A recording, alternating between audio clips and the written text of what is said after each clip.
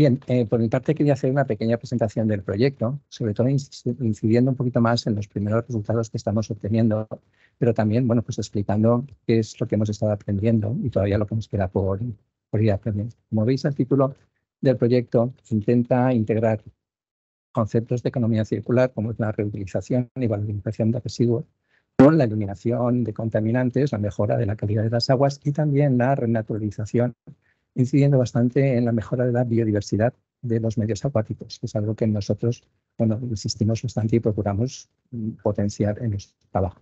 Bien, estas son unas líneas básicas del proyecto, ya conocéis proyectos slides destinados a mejora del medio natural, fundamentalmente. Y sí que quiero incidir un poquito en los socios que veis ahí. Como sabéis, los proyectos Light pues, procuran siempre tener un conjunto de socios que sean complementarios, que entre todos, bueno, pues que sea un grupo potente, que pueda abarcar los distintos aspectos que tienen estos proyectos. En nuestro caso, pues podéis ver, tenemos diversas empresas que juegan un papel muy, muy importante, como son Univasa y, perdón, y Global Medio Ambiente, el grupo. Tenemos también como empresa extranjera, de manera que se pueda realizar la transferencia a otros países, Aguas de Portugal, que está también muy implicada en el proyecto, agencias de comunicación como la agencia EFE, universidades, el Grupo de Economía del Agua, la Universidad de Valencia, ONGs, la Fundación Medioambiental, que colabora con la sociedad civil particular, los ministerios, los socios, y es en el cual vais a ver hoy la depuradora. Tenemos a la Fundación Global Nature y tenemos también, pues por la parte nuestra, el Instituto de Ingeniería del Agua y Medio Ambiente de la Universidad Politécnica de Valencia. Carrícola es el otro de los municipios en donde se realiza el proyecto. Por lo tanto, como veis, pues tenemos administraciones, empresas, universidades, todos trabajando y ONGs, todos trabajando conjuntamente. Bien, ¿dónde se focaliza? ¿Cuál es el objetivo? Vamos a ir viendo un poco sobre este esquema. El ciclo del agua, empezaríamos por la captación, en este caso, de aguas superficiales de los ríos. La potabilización de estas aguas genera unos fangos que tienen, además de los contenidos en sólidos fundamentalmente inorgánicos que captan de los ríos, tienen restos de los coagulantes que han empleado en esos procesos de coagulación, floculación, posterior sedimentación y filtración. En el caso de la presa de Manises, el coagulante principal que se emplea son poliploros de aluminio. Entonces, en un momento determinado se nos ocurrió, digo, bueno, pues en qué medida estos fangos que se obtienen de este proceso de potabilización podría todavía tener cierta capacidad para eliminar cierto tipo de sustancias, las que fueran, dado que se había empleado ese coagulante. Entonces, ese fue, digamos, el principio de partida original. ¿Sería posible emplear estos fangos, que son un residuo, para otro, digamos, apartado del ciclo del agua? Y ahí estamos en la depuración, la cual usamos, generamos agua residual. Pues lo que nos planteamos es si estos fangos podrían emplearse en la mejora de las aguas residuales urbanas. Para ello, lo que pensamos fue, usarlos en humedales artificiales, como ahora veremos. ¿En qué medida podríamos usar estos fangos para, ya os digo, mejorar? No solamente esto, sino que nuestro objetivo también era renaturalizar las aguas. Es decir, nuestro foco no es solamente eliminar los nutrientes de las aguas residuales urbanas, sino que esas aguas puedan servir para mejorar la biodiversidad antes de ser devueltas al medio ambiente. Porque los que trabajamos en estos ámbitos sabemos que el agua que sale de una depuradora pues es un agua biológicamente muy pobre. Por lo tanto, si la Directiva Marco del Agua, pues uno de los indicadores de calidad del agua son indicadores biológicos, macroinvertebrados bentónicos, por ejemplo, bueno, pues ¿por qué no los indicadores de calidad de agua de salidas de las depuradoras no pudieran incluir también indicadores biológicos? De manera que el agua que devolvamos no sea esa agua sin nutrientes, sin otros contaminantes, pero muy, muy pobre biológicamente. El fango, que en este caso el objetivo principal es retener fósforo, sería un fango que después podríamos reutilizar en aplicaciones agrícolas, siempre que las plantas pudieran aprovechar ese fango. Por lo tanto, esta es un poco la idea. ¿Hacia quién va enfocado el proyecto? El proyecto va enfocado hacia pequeñas comunidades.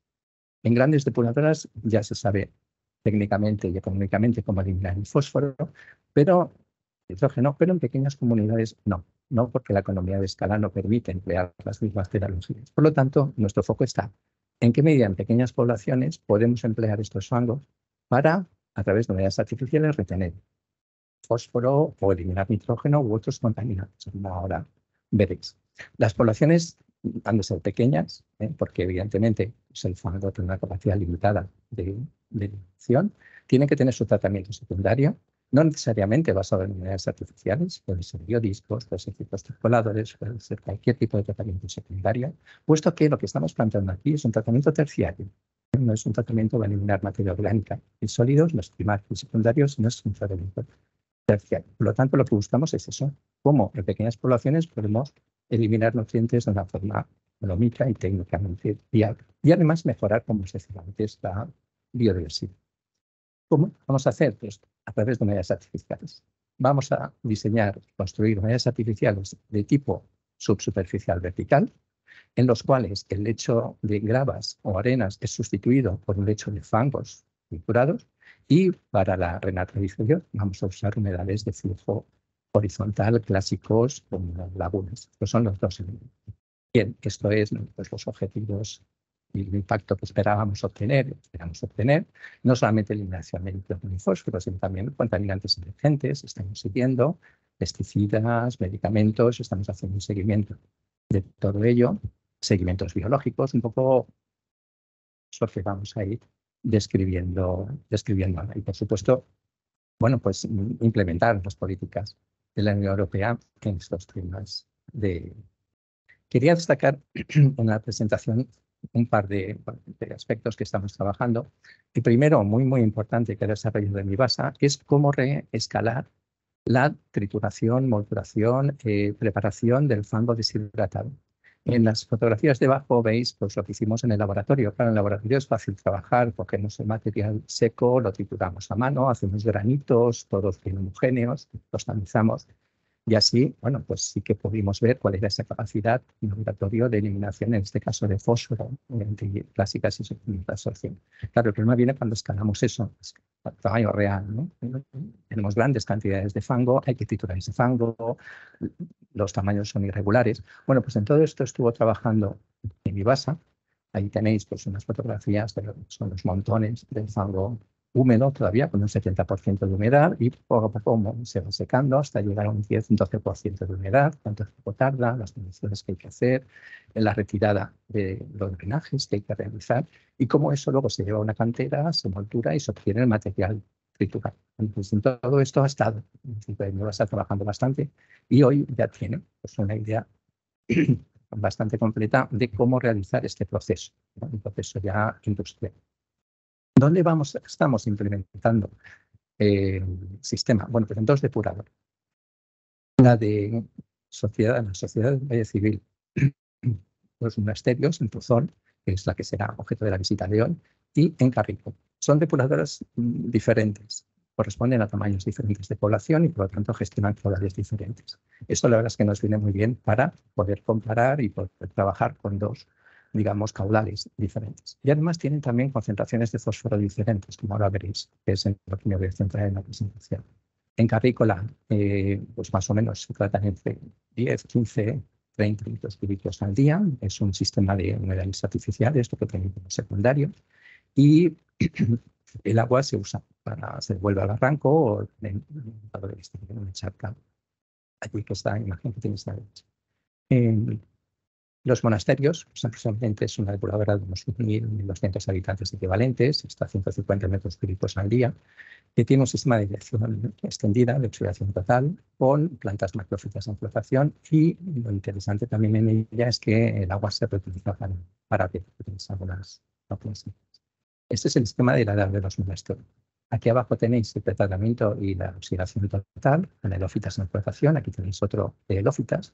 Y lo que hacen es pues, eliminar materia orgánica, sólidos y coliformes en esta zona de aquí. Y lo que hacemos nosotros es bombear desde el tratamiento secundario al humedal de fangos, que es este es el vertical. Y de aquí el agua pasa al primer humedal de macrocitas en flotación, perdón, de humedal de lámina libre, superficial, de manera que aquí es donde se produce la renaturalización del agua. Pero para comparar el resultado de esta renaturalización es por lo que hemos hecho la segunda balsa, el segundo humedal superficial. De manera que en este primero lo que hacemos es observar cómo crecen invertebrados, fitoplancton, zooplancton, en un agua que tiene mucho menos fósforo que en la unidad 2, que es el agua que tiene más fósforo porque viene directamente del tratamiento secundario. Y eso nos sirve para comparar. El humedal vertical está preparado para tratar toda el agua que pudiera entrar, cerca de 120 metros cúbicos al día, pero ahora veréis que estamos prácticamente con la mitad. Aquí tenéis algunas fotografías de pues, el fango vertical. Aquí tenéis el vertical ya pues, un poquito con el carrizo crecido, y aquí tenéis dos fotografías de lo que son los humedales superficiales cuadrados. Bien, resultados. Os enseño los de la línea 1 y los de la línea 2. Vamos a hablar solamente de fósforo y de colis, para no alargar mucho, pero tenemos mucha más información de otras variables de calidad del agua. Esta es la entrada en monasterios, concentración aproximadamente entre 2,5 y 3,5 de fósforo total. Y esta es la salida del vertical, del que tiene fango. El fango plantado con carrizo. Estamos entre 0,5 y 1. Una media de 0,7 es lo que está saliendo. Eliminaciones del 76%, que mejoran todavía más en el humedal de flujo libre, de lámina libre. El humedal de lámina libre todavía elimina un poquito más de fósforo. Claro, la línea 2, que es la que recibe, la que no tiene este tratamiento con fangos, pues evidentemente reduce muy poquito el fósforo. Se intenta la laguna reduce un 12%. Y en esta gráfica podéis ver la evolución temporal. Sobre todo, fijémonos en la parte esta final, a partir de mayo, cuando el sistema ya empezó a funcionar, lo estuvimos poniendo en marcha, estuvimos haciendo pruebas. Bueno, pues a partir de mayo, como veis, los valores siempre están por debajo de 1, con una media de 0,5 aproximadamente, y las entradas están, pues como os decía, entre 2,5 y 4. Entonces, como veis, una eliminación del 75, el 76, 81% para cargas hidráulicas, y esto es importante, es el número que veis aquí abajo, de 810 litros por metro cuadrado y día. 810 litros por metro cuadrado y día es la capacidad de este sistema. Podría tratar toda el agua, de momento no, solamente trata eso, pero podría llegar a tratar toda el agua de monasterios si se quisiera. Esto comparado con la carga hidráulica típica de un humedal destinado a un tratamiento secundario, que suele ser de 80 litros, son 10 veces más. Es decir, que este sistema requiere mucha menos superficie que un tratamiento de humedales estándar, porque es un tratamiento terciario, no es un tratamiento secundario.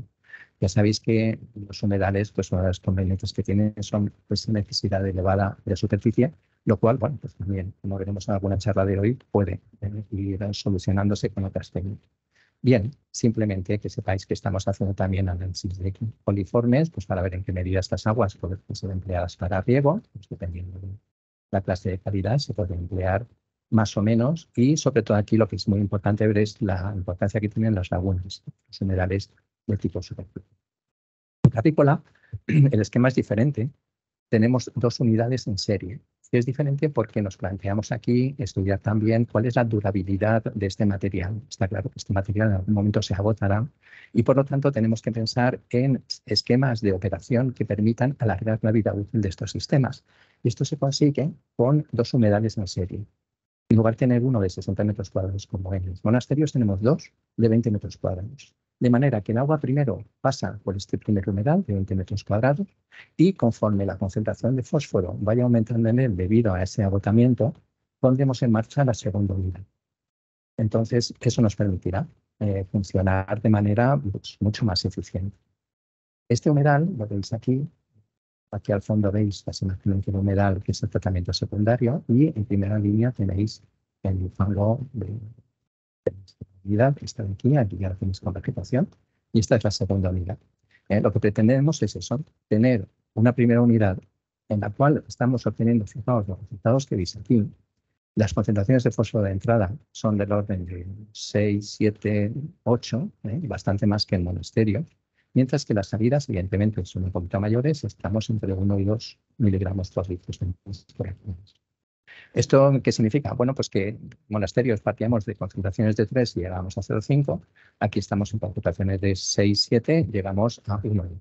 En cualquier caso, en los dos casos estamos muy por debajo, estamos por debajo de lo que la directiva exigiría para poblaciones mucho más grandes que las que tenemos aquí. ¿Cuál es el objetivo ahora? Bueno, pues continuar con el seguimiento y observar en qué medida estas concentraciones se mantienen o poco a poco van aumentando conforme os decía que se va agotando. Toda el agua de Carrícola pasa por los humedales, todo. Con lo cual, también estos sistemas son sistemas que nos permiten cierto margen de maniobra a la hora de puntas de carga contaminante, puntas de caudal. Es decir, si algún día los humedales de Carrícola sufrieran porque en las fiestas del pueblo va muchísima gente, bueno, pues no sería tan grave porque estos sistemas también eliminan materia orgánica y también eliminan, como veis, otros contaminantes. Con respecto a las E. coli, pues aquí el rendimiento es bastante más pequeñito, tiene una charca, pero bueno, es un poco lo que estamos estudiando, ¿no? En qué medida. La desinfección, en cualquier caso, dependiendo del uso que se vaya a hacer, pues lo tenemos.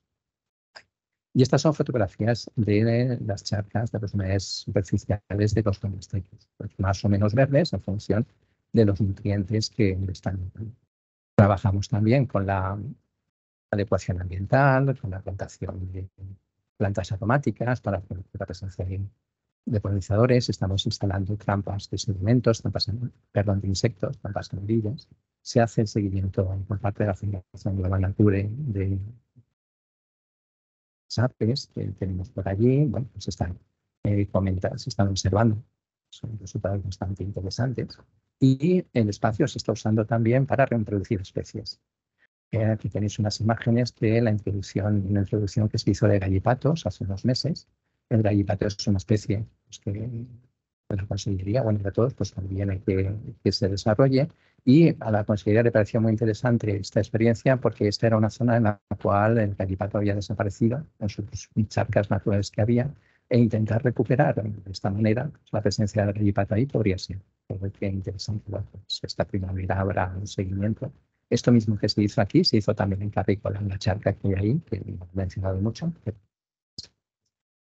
Bueno, pues desde luego el proyecto son muchas más cosas, hay muchísima más información, muchísimas más actividades. Sería eso, cuando llegue el final del proyecto, pues ya haremos un monográfico del proyecto contando todo lo que hemos hecho, pero de momento hoy queríamos pues, hacer esta pequeña visión y sobre todo los resultados que de alguna manera corroboran lo que ya sabíamos en el laboratorio. La satisfacción que tenemos es que lo que está saliendo aquí es lo que sabíamos que estaba pasando en el laboratorio, y lo que nos ha permitido el proyecto LIFE es escalar estos resultados del laboratorio piloto a una escala ya real, porque esto ya es totalmente real. Pues muchísimas gracias. En el café podemos comentar cosas y no sé si me pasa. ¿Alguna pregunta? Sí. Sí, pues sí.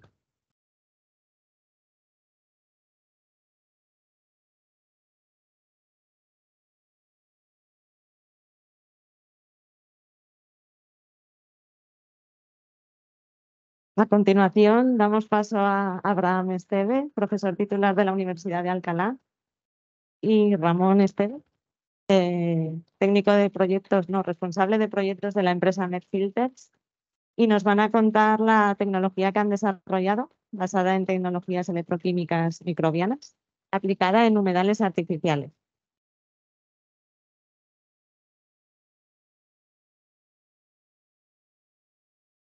Muy bien, sí, perfectamente. Buenos días. ¿Quién no ha oído hablar en ningún momento de electromicrobiología relacionado con agua o sistemas bioelectroquímicos? Vale. ¿Quién no? Vale, perfecto. Entonces me vais a permitir que le dedique un poquito más a la ciencia de lo normal en lugar de empezar a hablar con rendimientos y esquemas y tal, porque si no, cuando veáis los números finales no os vais a creer y vais a decir o me explicas qué es la ciencia detrás de esto o no vamos a ningún lado, ¿no? Vamos a hablar un poquito de fundamentos, ¿vale? No os asustéis por la palabra, electromicrobiología, los fundamentos científicos que hay detrás de la tecnología que hemos desarrollado nosotros, y luego algún caso de éxito concreto que os contará Ramón ya con los típicos... ¿Sí? Ah, perdón. Muy bien. Bueno, electromicrobiología. No me ha dado tiempo de enseñaros el vídeo. ¿Veis esa partícula que está desapareciendo ahí? Es un óxido de manganeso que está siendo respirado por un microorganismo. Es decir, la electromicrobiología es la ciencia que estudia la interacción o el intercambio entre electrones y materiales conductores de electricidad por seres vivos. ¿Vale? Los microorganismos que son capaces de hacer esto están en todos sitios, están en el subsuelo y desde millones de años, de hace millones de años, llevan haciendo ese tipo de reacciones. Es decir, respiran óxidos metálicos de la misma manera que nosotros respiramos oxígeno o los microorganismos de las depuradoras respiran oxígeno. Utilizando este concepto de microorganismos que respiran óxidos, fuimos profundizando y gracias a la cortesía de nuestro amigo Moel Nagar de la Universidad de Southern California, fuimos capaces de medir cómo una bacteria es capaz de desarrollar un filamento conductor y tocar otra bacteria y transferir electrones a la otra bacteria. Es decir, es exactamente lo mismo que cuando una bacteria está respirando oxígeno, es decir, te sobran electrones después de metabolizar el sustrato, en vuestro caso de QO, y manda los electrones a otra bacteria a través de un filamento conductor que ella misma genera, ¿vale? Eso está debajo de vuestros suelos, de nuestro suelo, y está en todas vuestras computadoras.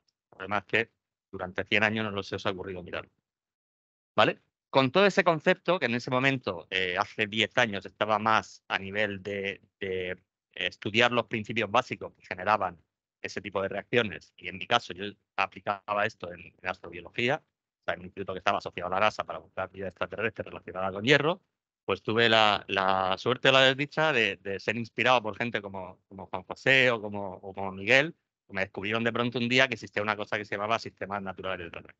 ¿Vale? Entonces, salté de la NASA directamente al mundo del agua residual. Todo el mundo me dijo que estaba colgado, que después de tantos años de estudio, ¿qué hacía yéndome a limpiar agua sucia frente a esa cosa tan intelectualmente atractiva como la vida? Pero 10 años después no hay ninguna prueba inequívoca de vida extraterrestre, sin embargo hemos sido capaces de depurar unos cuantos millones de litros de agua. Concepto Metland. Es una nature-based solution, una solución basada en la naturaleza, con lo cual ahí coincido con todos vosotros en este campo, solo que hacemos las cosas un poquito diferentes. La razón de hacerlo diferente es porque vengo de otro campo totalmente distinto, no hay ningún tipo no hay más mérito intelectual en esto, ¿vale? Que vengo de la otra acera. Y esto lo hice gracias a la interacción, como veis ahí, con la Fundación CENTA y el Instituto INDEAGUA, que es un instituto madrileño de estudios avanzados enfocado en agua. Y esta es un poco la historia del cronograma, ¿no? De pronto que nos hemos levantado un día y venga aquí este tío en plan comercial aquí a contarnos esta maravilla, ¿vale? O sea, hay millones de euros invertidos en I+D desde que empecé con el primer proyecto con Juan José en CENTA, el proyecto Aquaelectra, en el año 2010, y a partir de ahí hemos ido pegando en la barra de abajo saltitos en proyectos financiados, tanto a nivel nacional como a nivel europeo, y en la parte de arriba he intentado un poco resumiros los saltos de TRL, ¿vale? Que sabéis que es la madurez de la tecnología, para que si alguno está preguntando cuánto tarda uno desde que tiene una idea hasta que realmente la pone en el mercado. Bueno, en nuestro caso, ahí podéis ver la línea, ¿no? Empezamos, digamos, a comercializar, digamos que en torno, yo creo, a 2016. En 2014 creamos una spin-off para acelerar el proceso, cosa que recomiendo enormemente. Recomiendo que en un momento dado el científico se atreva a intentar pegarle el acelerón a la tecnología a través de una spin-off. En la colaboración con empresas grandes, entendido, grandes ingenierías, no creo que sea la mejor opción, por lo menos por la experiencia que he tenido. Y en último momento, pues ya hemos llegado a una internacionalización, estamos haciendo cosas, como veréis, en distintos sitios, ¿no? Y por supuesto la barra esta sigue y seguimos teniendo proyectos y contratando con ellos. La tecnología Metland. Volvamos al contexto al que nos se refería Miguel, ¿no? Los submateriales de tratamiento. Básicamente lo que tenemos es una comunidad microbiana que forma un biofilm sobre una superficie inerte, por eso es natural, y en combinación con las plantas es capaz de eliminar la materia orgánica. ¿Qué aportamos nosotros? Un tipo de microorganismo que es capaz de intercambiar materiales con electrodos, es decir, materiales conductores. Esto es lo que se hacía en el laboratorio desde el año 2001, que es cuando descubrimos este tipo de bacterias en la Universidad de Massachusetts. Por supuesto, las primeras aplicaciones eran puramente biotecnológicas y ligadas a la energía, no a la. Y se nos ocurrió en un momento dado hacer la fusión. O sea, gracias a mi paso por CENTA, si no se me habría ocurrido en la vida, pues junté los wetland con los MET, que son las Microbial Electrochemical Technologies, generamos el concepto Metland. Es decir, el concepto Metland es un concepto de promiscuidad redox total, donde las bacterias se ponen en comunicación redox unos con otras, aunque estén separadas físicamente. Y este es el cambio de paradigma al que os tengo que pedir que hagáis un pequeño esfuerzo. Es decir, los microorganismos ya no funcionan separados, sino que funcionan juntos a través de ese material conductor que los une.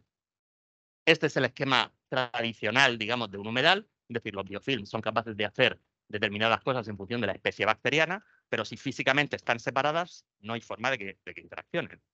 En el concepto Metland, los microorganismos, si les sobran electrones, los pasan al material, y del material circulan hacia otras comunidades microbianas que pueden necesitar electrones para hacer otras cosas.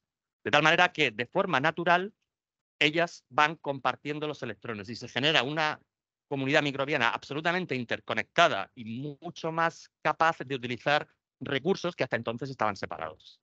No sé si más o menos se entiende. De todas maneras, estoy a vuestra disposición en un café o en la visita para profundizar si queréis. Y esto es fundamental por dos cosas. Uno, porque esta facilidad de intercambio de electrones permite poder degradar una batería y una naturaleza de contaminantes mucho más amplia. Es decir, como están compartiendo recursos metabólicos, son capaces de degradar contaminantes que antes no o antes eran difícilmente metabolizados. Por ejemplo, microcontaminantes, ¿no? O sea, las rutas están realmente compartiendo.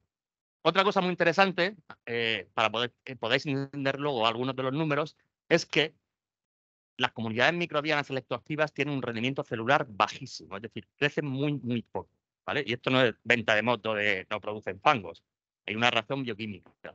Si os dais cuenta, cuando las bacterias están pegadas en el material, salen electrones hacia afuera, es decir, respiran el material, pero solo se consumen electrones. Si recordáis la estructura básica o la reacción básica de respiración de oxígeno, por cada oxígeno que se respira estáis consumiendo protones y electrones. Las bacterias son las depuradoras y vosotros mientras estáis sentados, los dos. De tal manera que hay un consumo balanceado de los protones y los electrones. Más o menos, pues a nivel redox nos va muy bien. Si os dais cuenta que como solo salen electrones, los protones se quedan dentro de las células. Y eso genera una acidificación del biofilm y genera un estrés redox que hace que la bacteria tenga que gastar energía en luchar contra ese estrés y esa energía ya no la puede utilizar en crecer. ¿Vale? O sea, este mensaje probablemente sea lo más interesante de toda la charla. Es decir, esto no es una venta de moto. Las bacterias crecen muchísimo menos de lo que estáis acostumbrados porque están absolutamente estresadas. ¿Vale? Esos electrones se mueven a través del material y podemos domesticar de alguna manera hacia donde queremos que se vayan. Es decir, podemos hacer que se vayan de forma natural hacia donde está el oxígeno, que es el aceptor final de electrones, que es en la superficie, de tal manera que en lugar de meter el oxígeno dentro de las balsas, dejamos que los electrones vayan a buscar el oxígeno. La diferencia es que meter oxígeno dentro de una balsa cuesta dinero y energía, y dejar que el electrón busque el oxígeno es absolutamente gratuito porque tenemos a la física de nuestra parte. Es decir, la partícula negativa va buscando el sitio con más potencial positivo, que es arriba. De tal manera que si tenemos un humedal subsuperficial anegado, como estaba comentando Miguel, pues tendríamos la zona anaerobia, se produce la oxidación, pero los electrones se van hacia arriba. Es decir, lo de aquí, los bichos de abajo, están respirando el oxígeno de arriba sin necesidad de que sean aerobios. Es decir, estamos deconstruyendo totalmente el metabolismo. Vamos, básicamente lo que hizo el Bulli en las cocinas, ¿vale? Pero en metabolismo. ¿Cómo sabemos que los electrones realmente van arriba? Pues durante un montón de años no lo sabíamos, era una hipótesis. Hasta que, gracias a una colaboración con unos compañeros de la Universidad de Aarhus, que Miguel seguro que conoce bien, Carlos Arias, desarrollaron una forma de medir en un sedimento el flujo de electrones y pudimos demostrar cómo en un humidal convencional hecho con grava inerte, como los electrones no pueden ir por la grava, no se produce ningún tipo de variaciones en la conductividad eléctrica del perfil. Sin embargo, en nuestro sistema pudimos medir curvas que demostraban que realmente los electrones iban de abajo. Otra cosa que se nos ocurrió, y ahí llegué como 4 años tarde por no haber hecho caso a Juan José desde el principio, que era ¿por qué no pruebas esto con sistemas de flujo vertical, es decir, downflow, ¿vale? ¿Por qué? Porque venía con el prejuicio de que las bacterias electroactivas tienen que ser anaerobias y hay que tenerlas anegadas y cuidado. Entonces ese prejuicio que me arrastró como 4 o 5 años hasta que al final le hice caso, empezamos a probar los sistemas verticales y nos dimos cuenta de que la entrada de oxígeno pasiva de un vertical convencional es capaz de consumir los electrones que van corriendo por el propio material conductor, ¿vale? Es decir, el oxígeno no solamente no perjudica al sistema, sino que es el que se acaba chupando los electrones que son transferidos al material en distintos sitios. Entonces, jugando con la hidráulica del sistema y con la alimentación y con los periodos de descanso, podemos conseguir eficiencias que están entre 10 y 30 veces más de la que cualquier sistema inerte tiene. Hemos implementado las soluciones Medland en distintos puntos del país y también a nivel internacional. Las hemos probado desde viviendas individuales con el concepto un poco Med for Home a este que es el más grande que hemos construido hasta ahora, que son como 120 metros en una bodega. Hemos implementado a nivel internacional en China, en India, en Europa, como podéis ver, algo en Sudamérica, y no solamente urbanos, sino que se ha probado y validado con éxito en refinerías de oil and gas, industria farmacéutica, alimentación, bodega, lácteas. De hecho, ayer empezamos la construcción de una láctea en Rumanía. Y estos son un poco los dos conceptos. El concepto tradicional, ¿vale? Del que yo venía y al que me pegué. Y luego, pues, con la idea de seguir un poco evolucionando, empezamos con sistemas modulares transportables. Como los microorganismos crecen bastante menos de lo normal, podemos tener lechos mucho más altos, hasta de 2 o 3 metros, que se acerca un poco al concepto de biotrickling, o sea, de filtro percolador, pero con la ventaja de que no genera ningún tipo de fanga a la salida. Estamos ahora mismo integrando a nivel urbano desde edificios concretos, urbanizaciones o una gran obra que se está haciendo, el bosque metropolitano, que es una especie de M40 que le da vuelta a Madrid, de zona de biodiversidad, donde los Metlan van a ser los responsables de darle un último tratamiento de afino. Este proyecto me interesaba porque me parece muy curioso, ¿no? E imitable aquí, si nos atrevemos, en Europa. Es una planta de tratamiento totalmente nueva basada en sistemas de membrana subterránea para una ciudad entera. Y en la parte de arriba lo que tenéis es un parque natural para disfrute de los ciudadanos, alimentado con el agua del propio tratamiento que se está pasando en el subsuelo. Es decir, en el mismo espacio tienes un tratamiento intensivo abajo y un tratamiento de afino, de tal manera que esto de que a los ingenieros de aquí no les gusta la parte de arriba, hay otros sitios en el mundo que son capaces de hacerlos convivir y son felices, ¿vale?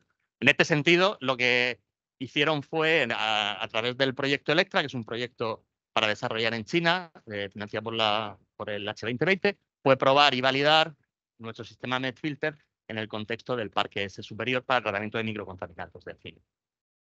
Como os he dicho, también eliminamos emergentes, porque tenemos una mayor capacidad, digamos, metabólica con esta forma de compartir los recursos. Funciona muy bien como sistema de afino y nos estamos encontrando también por sorpresa, una inusual eliminación de coliformes y de Clostridium, más allá de otros materiales, ¿no? Que estamos investigando el porqué. Y esto es la única, digamos, diapositiva de corte industrial, por si hay alguien interesado, que veáis que somos capaces de tratar aguas de bodega con DECWOS de miles de euros no, ojalá, de miles de ppm en DECWOS. En oil and gas estamos tratando 15.000, 20.000 de DECWOS, es decir, que el sistema es robusto para tratar con aguas cargadas y que sin gasto de energía y sin generación de fango, pues podemos generar aguas por debajo de 100 ppm de DECWOS en condiciones reales, ¿no? Y ahora, pues, en colaboración también con EMASESA, tenemos un proyecto Retos donde queremos jugar un poco al Lego y empezar a jugar en el proyecto Movimet, hacer combinaciones e integrar también la parte urbanística y pues hacer un poco un Pompidou del agua electroactivo. Aquí en Valencia, como sois muy animados para hacer ese tipo de cosas, estaríamos encantados de trabajar con vosotros. Y bueno, ahora le doy la palabra a Ramón, que hablará de cosas más serias.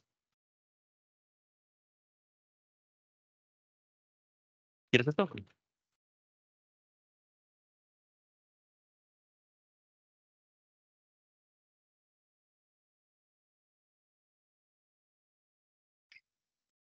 Tenemos muy poco tiempo, voy a intentar ser lo más rápido posible. A ver, esto es las bazas que nos ofrece la tecnología Metlan.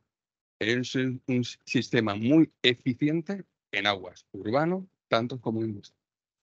Y esto es quizá lo más importante, bajo coste de operación e implantación. Como os he explicado, Abraham, la tecnología es muy compleja a nivel de material, bacterias, bioelectroquímico, lo que queráis. Pero al usuario final, sea una entidad pública o privada, quiere algo que se implante a bajo coste y que sea sencillo. ¿Puedo explicar cómo típica frase budista, lo sencillo tiene fuerza? Pues esas son. Porque al final le damos una tecnología muy compleja, pero que le cueste implantar. Y es el problema. Bueno, como veis, soluciones basadas en la naturaleza. Sí, el sistema puede ser construido modular o integrable paisajísticamente. Y ahora os voy a enseñar 3 ejemplos reales. Uno está en Madrid, que es una vivienda unifamiliar importante. El que está en Murcia y en Cabo de Gata están en parques naturales, con lo cual los límites de vertido son muy estrictos, muchísimo. Esto es la depuradora que tenemos la EDAR en un municipio de unos 200 habitantes. Como veis, hay que integrarlo paisajísticamente y eso es lo que hemos hecho. No sé si el vídeo... Bueno, aquí lo veis, integrado paisajísticamente, será unos 25-30 metros cúbicos día y lo tratamos en una superficie de unos 16 metros cuadrados, lo cual es importante porque hemos reducido el espacio de los humedales. ¿Vale? Esto es el diagrama de flujo de la depuradora, su primario. Aquí veis los reactores. Importante que tenemos que es recirculamos al primario para desnitrificar.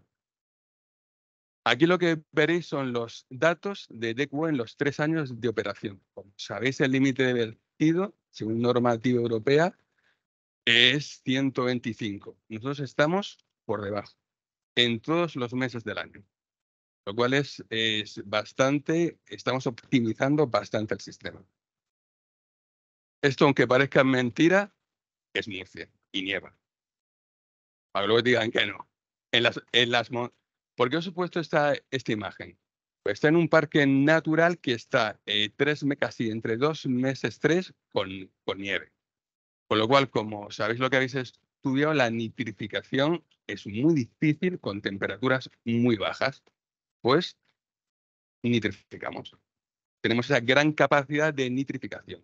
Y luego podemos desnitrificar, pasar nuestro nitrato al primario y convertirlo en nitrógeno molecular. Aquí lo que tenemos es un MEFORJON en un chalet de Torrelodones. Un chalet que lo querían hacer muy, digamos, sostenible, pusieron placas solares, inducciones, un montón de artilugios para optimizar, pero el agua no. Ellos tienen capacidad para echarlo a saneamiento, ¿no? Pero nosotros les propusimos la idea de un MEFORJON. Tiene una pequeña fosa séptica, lo veis que es como una especie de jardinera, y digamos está entrando en torno a una DECUO de 800 ppm. Y son 4 personas. Y fue cuando me di cuenta de lo que hacen 4 personas en la casa. O sea, bastante. Entonces, los valores, como veis, de DECUO son 29, tenemos sólidos en suspensión unos 8, nitrificamos el 98%. ¿Por qué no desnitrificamos aquí? Porque lo utilizamos para riego y cultivos hidropónicos. Entonces necesitamos ese nitrato. Entonces, bueno, aquí veis un ejemplo. Mira, esto es el agua, veis, primario, de entrada. La dueña me decía que era imposible hasta que se lo enseñé. El intermedio, que es la fosa, y agua que sale de salida. Veis que está integrado paisajísticamente. Esto es el camping de Cabo de Gata, 1000 personas. Y por supuesto en un entorno paradisíaco. Desierto, pero paradisíaco.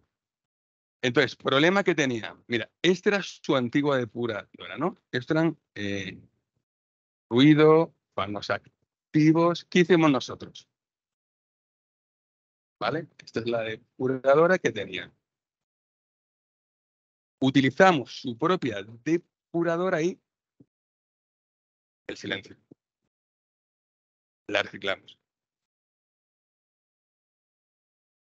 ¿Veis la diferencia? O sea, porque no solamente hay una contaminación de contaminantes de degradación, sino hay también una contaminación acústica, que en el camping les venía muy mal. Pero esto es un paraíso.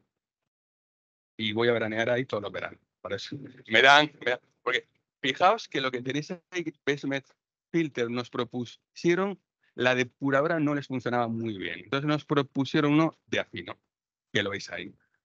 Cuando se dieron cuenta que no tenían nuestro sistema, no tiene aireación prolongada, no genera los fangos que habéis visto, hay un silencio, pueden hacer un reservorio vegetal, decidieron cambiarla entera, reciclarla. Y ahora lo que nos estamos poniendo es en el cultivo hidropónico. Entonces conseguimos un solo módulo Metlan tratar 10.000 metros cúbicos anuales para reuso, ya sea en hidropónico o en plantación.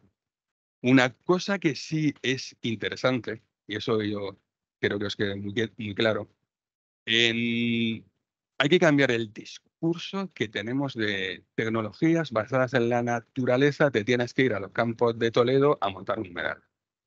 Al final, eso reduce mucho el usuario final. Hay, digamos, 3 tipos de usuarios final. El que pone esto porque tiene conciencia medioambiental y el que no. El que no le da igual salvar a la foca. Le da exactamente igual. Y la conciencia ambiental y tal. Vale. Tenemos otra segunda opción. Tiene miedo que la administración le multe. Entonces pone un sistema. Vale. Imaginaos con el camping. El camping podía soltar a vertido, tenía una depuradora ya hecha. ¿Para qué va a cambiar? Si no le están castigando, no tiene ningún problema, no tal. Pues gracias al cambio que hizo a reutilizar ese agua, ahora mismo, el año pasado, esto fue en el 2019, le dieron la Q de calidad el Instituto Nacional de Turismo. Y ahora le han dado un premio europeo porque está en los 50 campings más sostenibles y ecológicos de Europa. Lo que quiero decir que la tecnología revaloriza la empresa, revaloriza el patrimonio que puede tener esa empresa. Entonces, tenemos que acercarnos al usuario final, sea privado, particular o de la administración, y darle algo más que sea simplemente conciencia ambiental, que haya menos coste, no, que se va a revalorizar. Ahora mismo, ¿me queda algo de tiempo? Corto, vale, pues corto. Bueno, pues os quedáis con eso y cualquier pregunta que me queréis hacer, estoy a vuestra disposición, ¿vale? Muchas gracias.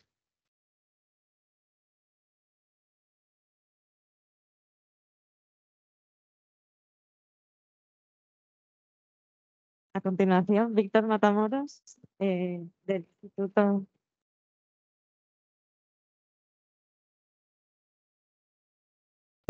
de Diagnóstico Ambiental y Estudios del Agua, del CSIC, nos presentará una ponencia sobre el uso de soluciones basadas en la naturaleza para reducir la presencia de antibióticos y resistencias antimicrobianas. Bueno, muchas gracias, Carmen. Antes que nada, agradecer a la organización la invitación a explicar hoy aquí en esta audiencia el proyecto Nature. Es un proyecto europeo que trata sobre utilizar estas soluciones basadas en la naturaleza que hemos comentado durante la mañana para degradar o eliminar antibióticos y también la resistencia antimicrobiana, no solamente en temas de depuración de aguas, en las aguas residuales, sino también a nivel de cuenca. Y antes que nada, me gustaría explicaros por qué es importante estudiar antibióticos y la resistencia antimicrobiana a nivel de cuenca y a nivel de ecosistema acuático. Fijaos, la resistencia antimicrobiana se define como la capacidad de los microorganismos, de las bacterias, de resistir a los antibióticos. Eso quiere decir que estamos creando lo que llamamos superbacterias o superbugs. Estas superbacterias tienen capacidad de resistir a gran número de antibióticos. Incluso muchas de estas bacterias son resistentes a antibióticos de último recurso que se utilizan en hospitales. Eso no es un mal menor, esto es muy grave. Actualmente el dato son 33.000 muertos al año en Europa debido a eso y aproximadamente un coste económico de 1.500 millones de euros en el sistema sanitario y en pérdidas de productividad. De hecho, se estima que en el año 2050 esta será la primera causa de mortalidad en Europa. Por tanto, hay que hacer alguna cosa.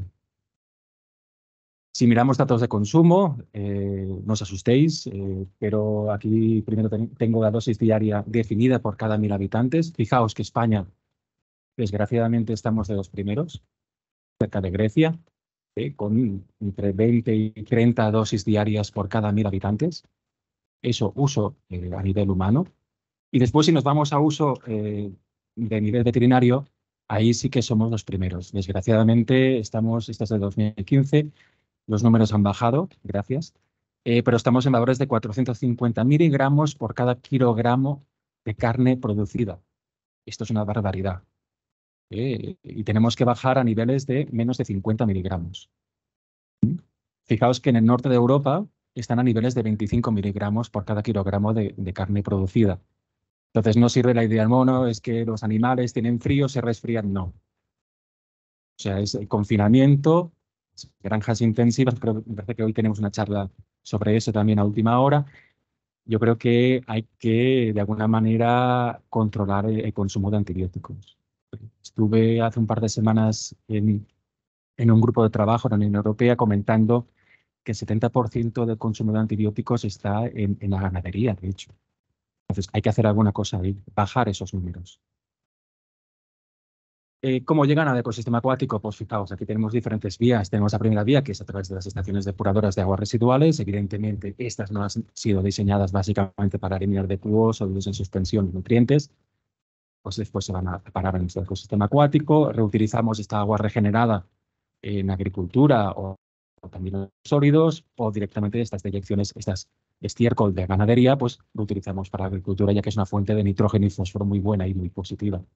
Al final, cuando llueve, pues por escorrentía, básicamente tenemos un ecosistema con cantidades ingentes de antibióticos y de resistencia antimicrobiana. Es una noticia del año 2019, donde dicen detectan niveles preocupantes de antibióticos en grandes ríos de todo el mundo. No es una cosa de aquí de España, es en todo el mundo.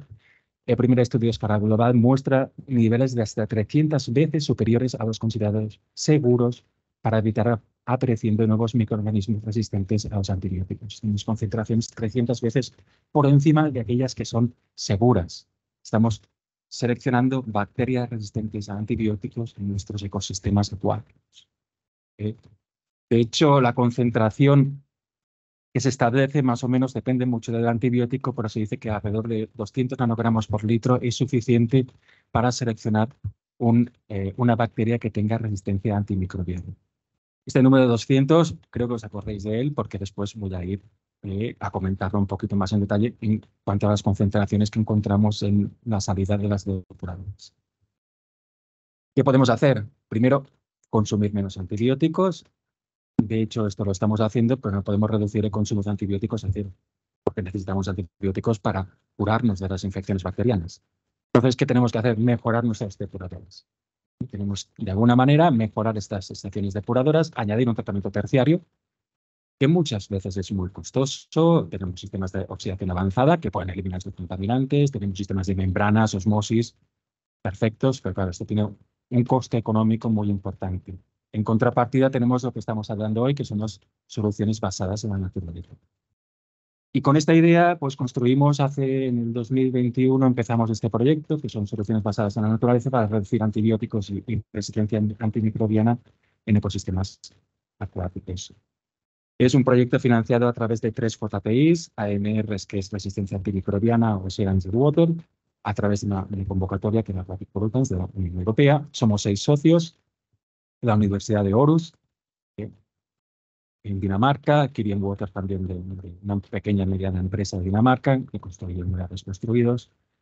Karlsruhe Institute of Technology de Alemania, también tenemos el CIMAR de Portugal y finalmente tenemos una escuela de ingeniería de Baba Touré en Mali para hacer transferencia de lo que conocemos aquí, digamos, en un país, digamos, con vías de desarrollo. Y finalmente nosotros somos los coordinadores de este proyecto a través de nuestro Instituto de Italia.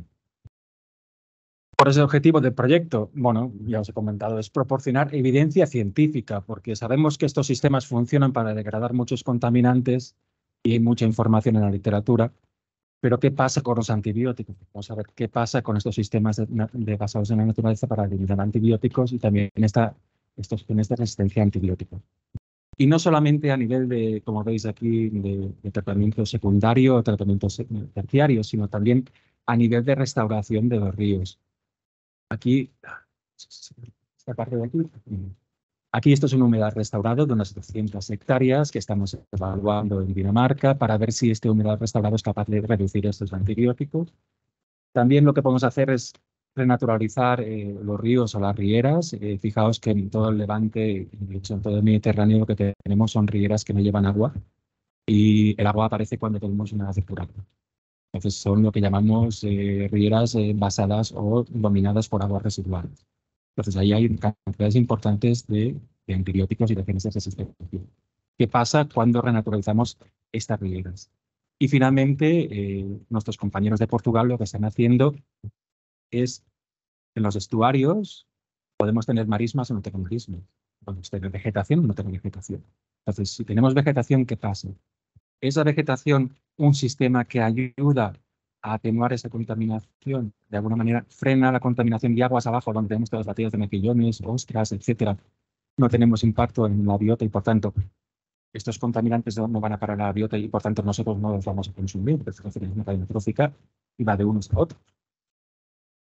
Aquí, ¿qué pasa en los tratamientos terciarios? Esto es un pequeño ya moviéndonos a resultados. Esto es en Can Cabañas, en Granollers, una estación depuradora de aguas residuales que veis aquí. Y este es un tratamiento terciario que trata básicamente una pequeña parte del efluente de la depuradora. Son unos 10.000 metros cuadrados. Y evaluamos la eliminación, digamos, de antibióticos y de genes de resistencia en este sistema. También otro tratamiento terciario que tenemos cerca de Barcelona aquí en este caso son humedales de Río Besós, en Barcelona. En el año 2000 se construyeron 60 humedales de flujo subsuperficial horizontal, ahora con una extensión de 3,2 kilómetros. Unas dimensiones entre 50 por 20 y tratan un 30% del efluente de la estación depuradora de Montcada de Reixac, que es casi de 500.000 de habitantes equivalentes. Y finalmente, como siempre, tenemos que tener una referencia, porque no podemos decir, bueno, pues, lo que pasa es naturaleza elimina el 90%, pero ¿qué pasa con las tecnologías existentes? Nosotros, en Cataluña, lo que tenemos en muchas partes es el típico tratamiento terciario, que consiste en un sistema de coagulación, floculación, cloración, ultraviolada. Entonces, comparamos los rendimientos de nuestras soluciones basadas en la naturaleza con estas soluciones que ya existen y se utilizan para producir agua en agricultura o agua para recuperación de ecosistemas. Aquí veis un poco las concentraciones de antibióticos a la salida de estas 3 depuradoras. Fijaos, antes os he comentado 200 nanogramos por litro, la concentración a partir de la cual empezamos a tener selección de bacterias resistentes a antibióticos. Fijaos, acitromicina está por encima de 1000 nanogramos por litro. Casi todos los compuestos antibióticos están por encima de estos 200 nanogramos por litro, con lo cual, si vertemos directamente este agua en un río, en agua superficial, estamos seleccionando bacterias resistentes a antibióticos. Tenemos que hacer alguna cosa.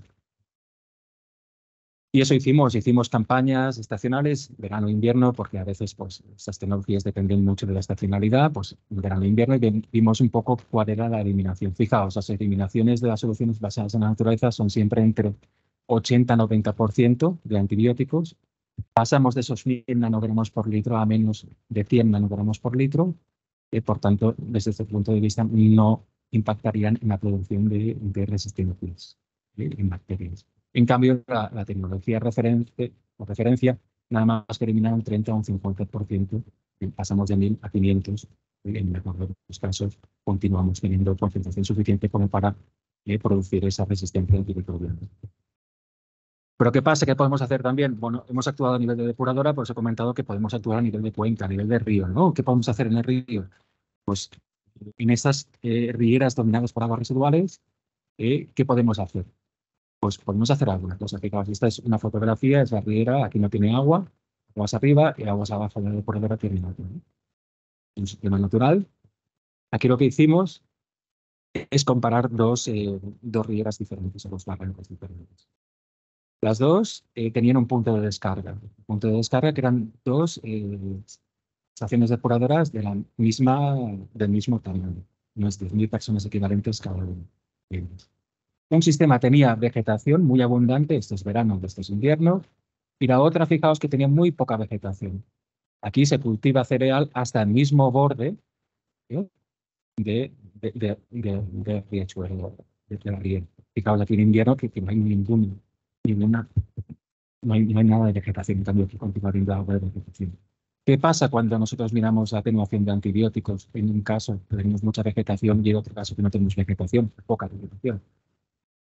Bueno, aquí primero tenemos concentraciones de antibióticos, nuevamente, por encima de 1000 nanogramos por litro, o sea, concentraciones muy importantes, algo hay que hacer, estamos vertiendo eso al ecosistema. Esto es lo que os quería enseñar, este es el punto de descarga de los antibióticos. ¿Bien? Aguas arriba no hay agua, por tanto no hay contaminantes porque no hay agua. Pero en el punto de descarga tenemos estos contaminantes antibióticos, pero solamente 1 kilómetro aguas abajo. La reducción cuando tenemos vegetación en verano es de más del 90% de los antibióticos. O sea, es muy interesante tener vegetación. Evidentemente hay una estacionalidad bastante marcada. Esto sería verano y esto sería invierno. Si en verano tenemos un 90%, en invierno tenemos un 40-50%. Entonces, cuando no tenemos vegetación o la vegetación es muy pobre, la eliminación es también muy pobre. 4 kilómetros aguas abajo tenemos 20-30% de eliminación de animales. En cambio, en el otro sistema es que cuando tenemos vegetación nos ayuda muchísimo. Entonces, siempre tenemos que pensar que la vegetación nos puede ayudar. Sí que yo entiendo que muchas veces puede ser un estorbo cuando hay avenidas de agua, pero tenemos que hacer un balance entre lo que nos interesa para depurar y tratar este agua y lo que nos interesa para impactar lo menos posible en tener inundaciones. Lo mismo hicimos en Dinamarca. Este es un humedal restaurado que os comentaba antes de 200 hectáreas. Fijaos aquí. Tenemos un río, uno de los pocos ríos que hay en Dinamarca, esto, y tenemos una disminución de cerca del 90% de estos contaminantes gracias a la implementación de este humedal restaurado que inicialmente se construyó para eliminar nitrógeno y fósforo y para reducir la carga contaminante, digamos, en el clima. Y en las marismas detectamos diferentes antibióticos, citromicina, trimipaprin, erythromicina, mayoritariamente antibióticos de uso humano, pero cuando teníamos la marisma, después de la marisma no éramos capaces de detectar, y estaba por debajo del límite de detección de nuestras metodologías. Eso quiere decir que hay una reducción muy fuerte gracias a la presencia de marismas. Nuevamente, la vegetación nos ayuda a disminuir la concentración de antibióticos y con ello reducir ese impacto en la presencia de resistencias. Y más cosas aún. Cuando tenemos un sistema natural, lo que hacemos es pasar de un agua que microbiológicamente es un agua fecal a un agua que tiene unas bacterias que se parecen más a un ecosistema natural. Y eso ya se ha dicho esta mañana, pero eso es muy importante. Y lo estuvimos evaluando también esto, y vimos una disminución en firmicutes y un incremento en alfa-bacteria. De hecho, en el tratamiento terciario vimos un decrecimiento de las bacterias, pero la distribución era la misma, la composición era la misma. La tecnología nos ayuda a cambiar, a naturalizar, que decía Emilio, naturalizar, que se pueda comunicar con el ecosistema acuático donde estamos creciendo. Y finalmente también estudiamos las resistencias antimicrobianas, el SOU1 y el Integron 1, y vimos que mientras las soluciones basadas en la naturaleza eran capaces de reducir cerca del 99% de estos genes de resistencia antimicrobiana, la solución referencia nada más eliminaba un 90%. Y finalmente, y con eso ya termino, lo que hemos visto en el proyecto, de momento, es un proyecto que empezó en el 2021, termina el año que viene. De momento estamos identificando y encontrando antibióticos, genes de resistencia, tanto en aguas regeneradas, aguas residuales, ecosistemas acuáticos, estuarinos, etcétera, etcétera. Están presentes. Entonces hay que actuar, es el momento de actuar. Y las soluciones basadas en la naturaleza pueden ayudarnos. Utilizándolas como tratamiento terciario, nos pueden disminuir la concentración, la carga de estos contaminantes que se vierten en el ecosistema acuático, o si se quiere reutilizar este agua en la agricultura, el impacto de estos contaminantes, después cuando cultivamos de lechugas o tomates, será mucho menor y, por tanto, evitaremos que estos contaminantes entren en la eutrófica y en nuestros alimentos. La implementación de vegetación en rieras, humedales restaurados, marismas, reduce la presencia de contaminantes y, por tanto, también el impacto en la biota. Y finalmente, las comunidades microbianas en las soluciones basadas en la naturaleza cambian de fecales a bacterias más relacionadas con ecosistemas naturales. Mientras las tecnologías convencionales no hay esos cambios. Las bacterias continúan siendo la primera. Finalmente, esta es una pequeña digamos, frase que intenta resumir lo que estamos intentando hacer dentro del proyecto Nature, que es recuperar la naturaleza para abordar los nuevos desafíos derivados de las actividades humanas. No solamente hoy hablamos de resistencia antimicrobiana, pero también tenemos microplásticos, compuestos perfluorados, etcétera. Las soluciones basadas en la naturaleza, y esta mañana también con las soluciones más intensificadas, nos están demostrando que son eficaces y se pueden utilizar. Con lo cual, tenemos que confiar en ellas y darles ese voto de confianza para un futuro ser más verdes de alguna manera, más sostenibles. Finalmente, aquí os dejo la página web del proyecto, nuestra cuenta Twitter y agradeceros a todos vosotros la atención que habéis tenido. Muchas gracias.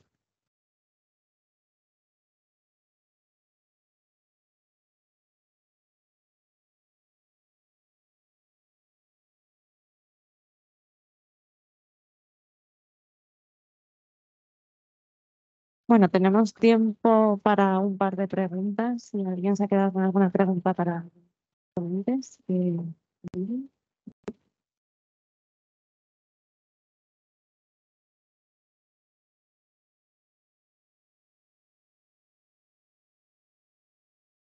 gracias por la presentación, ha sido muy interesante. Me gustaría saber si dentro del estudio que he realizado he entrado en detalle para evaluar qué especies por los ríos son más eficientes en la eliminación de bacterias, así como otros compuestos y contaminantes terciarios. ¿Te refieres a especies de plantas, quieres decir? Sí. Vegetación. Bueno, lo que estamos haciendo es utilizar la vegetación que existe ahí. Básicamente se trata de fernites y tifo. Es el mayoritario que hay, tanto en rieras como en humedales construidos, nos encontramos esta vegetación. Después podemos tener otro tipo de vegetación, que pueden ser pues, las lentejas de agua, tenemos, después tenemos también microalgas, es decir, todo, o sea, es un ecosistema, no es una única especie, sino que hay multitud de especies, y todas ellas lo que hacen en conjunto es incrementar la eficiencia de estos contaminantes. Eso hemos visto más de una vez. No es que tengas una planta y que la planta solamente esa planta sea capaz de eliminar el contaminante, sino que tienes plantas, tienes una rizosfera, bacterias, hongos, etc. Y todo ello crea un ecosistema idóneo para degradar estos contaminantes. Individualmente no son capaces de eliminar, pero se crean sinergias, simbiosis entre ellos, que sí que ayudan a degradar, muchas veces por metabolismo, no directamente ni indirectamente, degradan estas contaminantes, que muchas veces son repercutantes.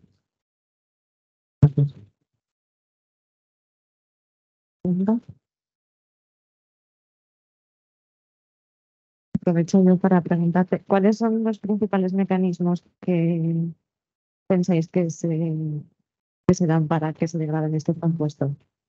Bueno, hay muchos. Depende mucho de la configuración del humedal construido. O sea, tenemos muchos humedales. Hay algunos que son superficiales, por ejemplo, ahí tienes fotodegradación que pueden ser muy importante. Muchos de los compuestos se fotodegradan, ¿no? La biodegradación, la fitorregulación, la absorción, se absorben en un material, se pueden absorber en diferentes materiales, después se biodegradan.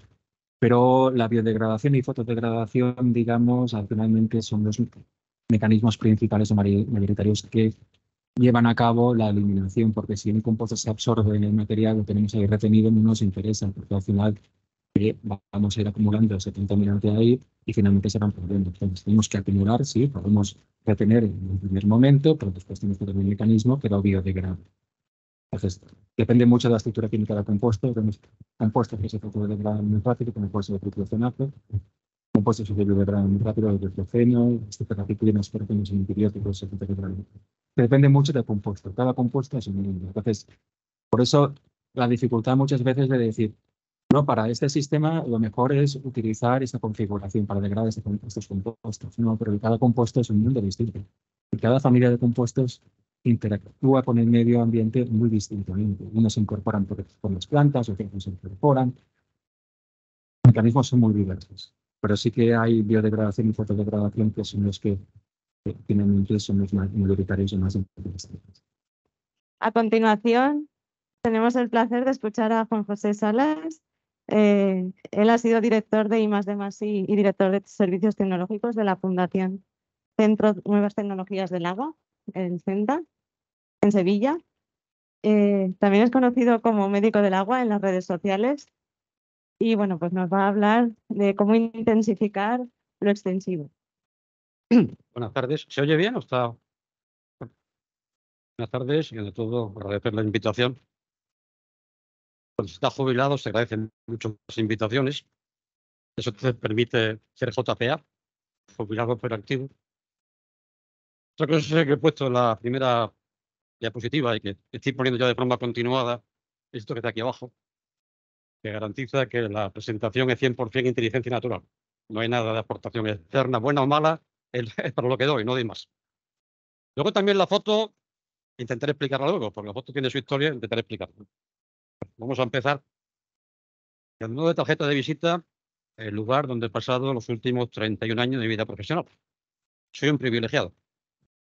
Me gustan las aguas residuales, y una oportunidad en 3 décadas de estar en contacto con casi todas las tecnologías existentes en tratamiento de ellas. De la más sencilla a la más complicada, que desarrollarlas y aprender de ellas. Si algún día van por Sevilla, están invitados. Y abajo les dejo una dirección de YouTube. Hay un vídeo de media hora para que se hagan una idea más o menos de lo que estamos hablando del Centro Experimental de Cabrera. Y vamos a empezar. El haber estado mucho tiempo en este negocio me permite ver con perspectiva también cómo se ha ido cambiando la denominación de las tecnologías que se han ido aplicando a la pequeña población. Esto de la pequeña población no es nuevo. Hay por ahí un papel de la EPA americana, 1977, que ya recomendaba que hacerlo por la pequeña población. En el tiempo que llevo yo, prácticamente el 90 hacia adelante, yo cuando llego me encuentro con la denominación tecnologías de bajo coste, año 87. De hecho, la Junta de Andalucía, que fue pionera a nivel nacional de preocuparse qué hacer con lo pequeño, sacó un plan de I+D, año 87, de tecnología no convencional, de tecnología de bajo coste para depuración en pequeñas poblaciones. Bajo coste tiene un riesgo enorme. Estás hablando con un alcalde, te va a montar algo de bajo coste y él está entendiendo que esto no cuesta nada. Es muy peligroso lo del bajo coste. Luego apareció una denominación que afortunadamente duró poco, blandas y semiblandas. Pero es una dieta para gente con problemas estomacal que afortunadamente desapareció muy rápidamente y lo quitamos del. Seguimos avanzando. Ya en el 2007, desde el CENTA, sacamos una publicación y empezamos a llamarla tecnologías no convencionales. ¿Qué incluimos lo no convencional? Pues lo que se llaman SBNs. Estamos acostumbrados ahora a poner nombre a cosas que ya existían. Iba dando vuelta y ya existía, lo piensas un poco, ya existe tiempo. Bueno, aplicación al suelo, lagunajes, humedales ya en aquel tiempo. Y aprovechando en Granada, hay muy buenos yacimientos de turba, filtro Gotri. Quedamos la provincia de Almería y de Granada de filtro. Cuando damos el salto definitivo, es el año 2010, le sacamos ese manual, que espero que conozca a los que se dedican al mundo de las aguas, un encargo del Ministerio a nivel nacional, en colaboración con el CEDES en Madrid, y empezamos a hablar de tecnologías intensivas y extensivas, que yo creo que ha calado hoy en día prácticamente que todo el mundo habla de intensivo y extensivo, y ahí están lo que entendíamos y lo que se desarrolla en el manual como intensivo, por la acción prolongada, el hecho bacteriano, los CBR, SBR, MBR, todas las siglas que empleamos, la jerga que empleamos, aplicamos a esto. Y en extensivo, algo que va sonando ya, humedales artificiales, filtros sin tratamiento de arena, tecnología muy aplicada en Estados Unidos, tratamiento on-site, pero aquí en Europa no ha tenido el desarrollo que debería tener. Y filtración precolación, seguimos con los filtros de turbo y seguimos con los lápices. Que tienen también, abajo, si quieren descargar la publicación, que tienen el enlace. Después de publicar lo del Ministerio, y estaba muy contento de que habíamos llegado al consenso de intensivo y extensivo, me encuentro con este documento del año 2001, de la Oficina Internacional del Agua de Francia, para aplicar la Directiva Europea en pequeña población. Ya existía la denominación. No fuimos nada originales, ya existía extensivo e intensivo. Lo que sí es interesante es el rango de aplicación que aparece aquí, hasta 5.000 habitantes equivalentes. Y ahora aparece, con la modificación de la directiva, la desaparición del tratamiento adecuado, que puede ser el rango, este recoge en el plan de SAT, de pequeña población hasta 5.000 equivalentes, empieza a manejarse ya con una cifra bastante lógica de trabajo. No habíamos inventado nada, ya existía el intensivo y extensivo. De forma muy gráfica, ¿qué es intensivo y qué es extensivo? Bueno, una tecnología intensiva lo que hace es meter mucha energía al sistema para ir mucho más rápido. Y ese ir más rápido, ¿en qué se traduce? En muy poca superficie. Y estamos hablando de un sistema de acción prolongada 0,1, 0,2 metros cuadrados por habitante equivalente. Meto energía, reduzco superficie. La extensiva, ¿qué hace? Reduce mucho la energía, puede trabajar incluso sin aporte energético, pero ¿a costa de qué? A costa de superficie. Generalmente por encima del metro cuadrado por habitante equivalente. Esa es una comparación en lo que es energía y lo que es superficie. Está escalado. Es decir, esto representa aproximadamente, en comparación con aquel, la superficie de una acción prolongada, Y esto es un humedal de flujo vertical, ¿sí? Para que tengamos idea de proporción de superficie. Claro, eso de superficie es bueno o es malo, es un hándicap.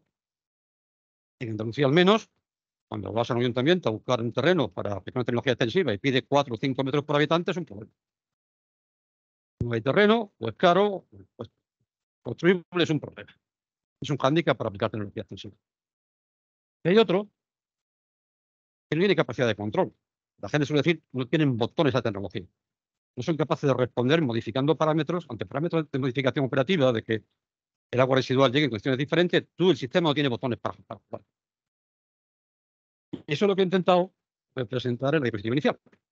Hace falta meter la tijera y recortar superficie, y hace falta añadir algún botón, no muchos, ¿eh? No cometamos el error en pequeñas poblaciones, un marco de control con 100.000 botones, porque eso no maneja nadie. Pero un par de botones siempre viene bien.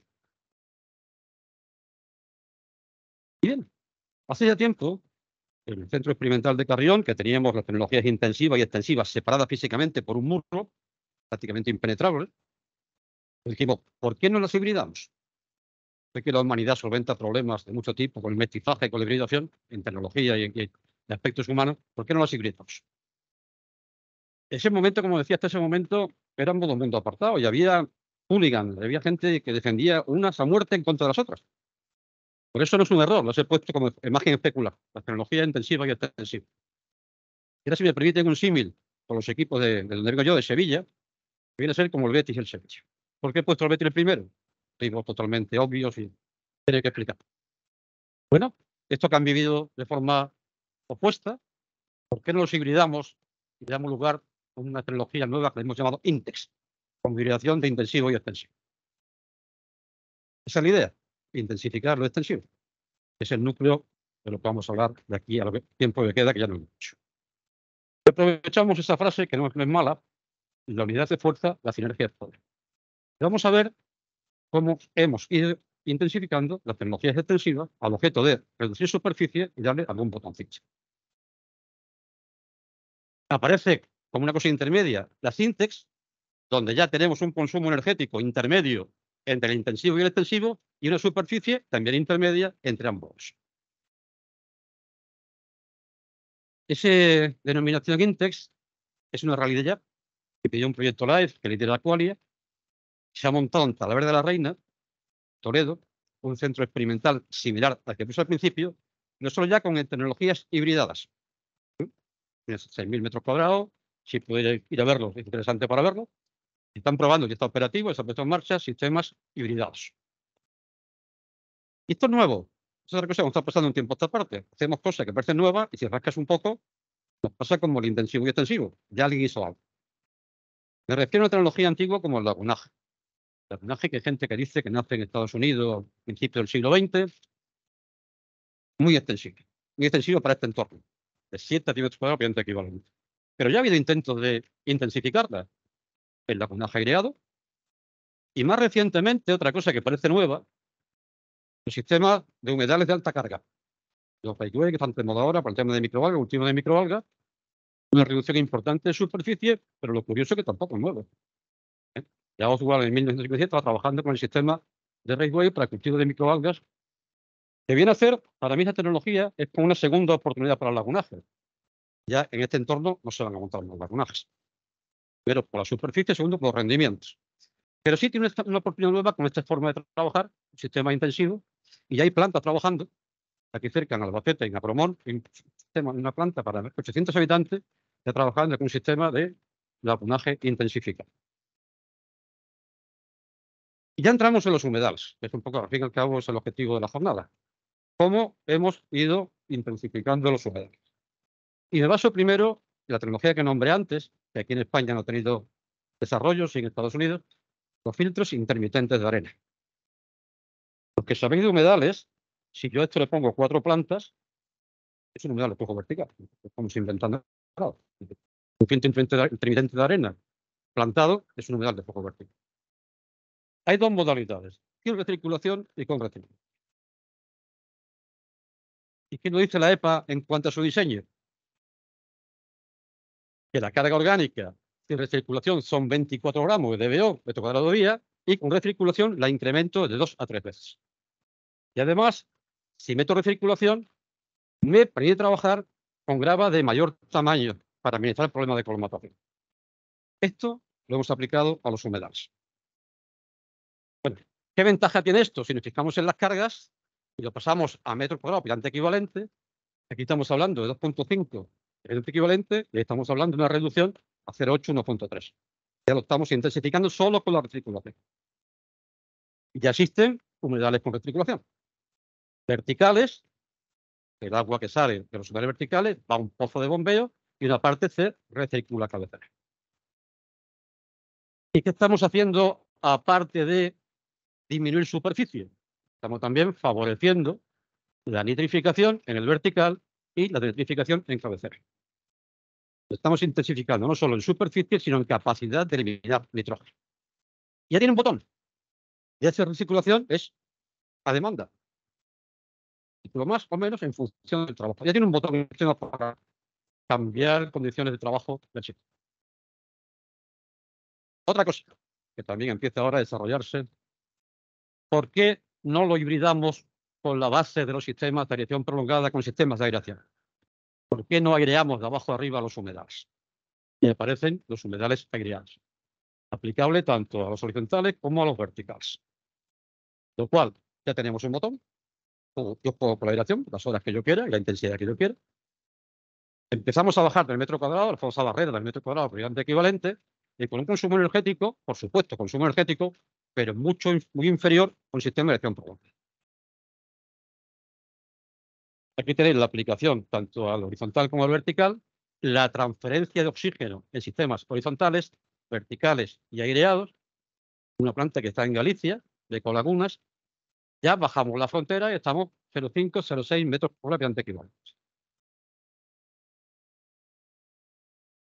Esto es Carrión. Esto entra dentro del proyecto LIFE. No solamente es la planta de Talavera, sino en Carrión también se hicieron modificaciones en humedales. Se está construyendo un humedal aireado. Estas son las tuberías que van a meter el aire para que ascienda a través del relleno. Es un humedal curioso porque son dos unidades y trabajan un tiempo en vertical y luego en horizontal. Y además, sistema francés para gestión de fango también. Primeros resultados. Estos son resultados de un humedal aireado. Y primera cosa que se tiene que quitar de la cabeza con respecto a las SBN. No son la tecnología del pobre. En cuanto a rendimiento, no tiene nada que envidiar un sistema intensivo. Y tampoco somos defensores de SBN en todo sitio, ni mucho menos. En cada caso, lo que cuadre. Forzar a un SBN donde no un SBN es cargárselo. Y no perdamos de vista la necesidad de superficie. Pues, el rendimiento, y fijaros también el rendimiento importante. Esto nos permite trabajar aireando y sin airear. Con lo cual, nitrificamos, denitrificamos y estamos pues, cercanos al 70% de eliminación de nitrógeno. Como siempre, el fósforo es escaso. 20-30%, no más. Bueno, pero tampoco nos rajemos las vertiduras. Un sistema de acción prolongada quita más que eso, tampoco. Comparemos siempre la tecnología en igualdad de condiciones. Si le hacemos algo a posteriores, se lo podemos hacer también a este. Oye, es que yo, en un sistema intensivo, luego le he hecho un coagulante, floculante, aquí también lo puedo hacer. Lo pueden meter dentro. Bueno, a lo que vamos. Los sistemas aireados como intensificación. Bueno, lo he definido. Cuando intensificamos, ¿qué es lo que estamos haciendo? Estamos modificando el diseño o el parámetro operativo de la humedad para conseguir un mejor rendimiento. Eso es lo que estamos haciendo cuando intensificamos un humedal. Aquí lo hacemos mediante el aporte de aire, oxígeno, al fin y al cabo. Y ya voy a terminar. La ventaja de ir detrás, que ya la gente ha explicado las cosas y nos ahorramos tiempo. Otra forma de intensificar un humedal, jugar con el sustrato. Que el sustrato no sea inerte, que participe en la depuración. Lo ha contado Adrián y Ramón. Aquí estamos trabajando 0,3. Ya acercándonos mucho, le habrán dado cifras todavía más cercanas, acercándonos mucho al sistema intensivo en cuanto a superficie. Y con la gran ventaja que se ha comentado de la no generación de fango en la etapa secundaria del tratamiento. Esta es la planta que contaba Ramón de Otos. Estos datos son bastante oficiales. La planta está en Esamur y creo que Esamur es garantía de que está allí, funciona o no funciona. Que Esamur lo diga, es una garantía. Ahí tienen los rendimientos operativos. 70% también de nitrógeno y, como siempre, el fósforo, pues un poco más. Fue la primera planta a tamaño industrial que se construye en el mundo con tecnología Metlar.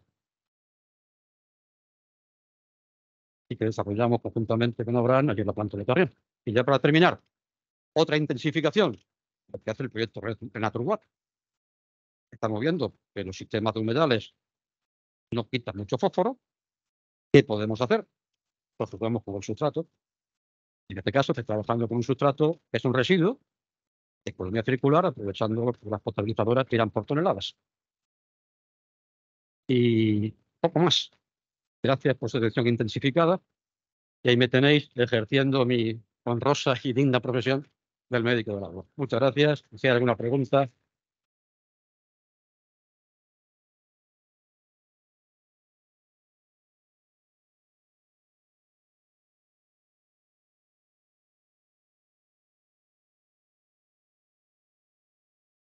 De todas formas, también voy a la visita, así que si luego con menos timidez, si queréis comentar cualquier cosa, venga, maestro.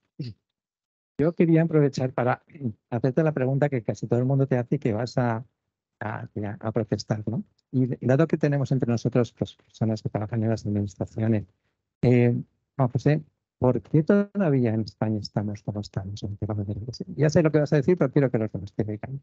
Estamos como estamos, pero reconozcamos que estamos mucho mejor que hace unos años. Vamos tarde, vamos tarde. Curiosamente, miras a tu entorno, miras hacia arriba, Francia, en un clima tan más complicado que el nuestro, miles de humedales trabajando sin problema. Te vas a Centro Europa, igual. Aquí costó mucho. Y costó por muchas cosas. Somos reacios a cambiar de tecnología. No nos gusta, si una cosa funciona, pues seguimos con ello.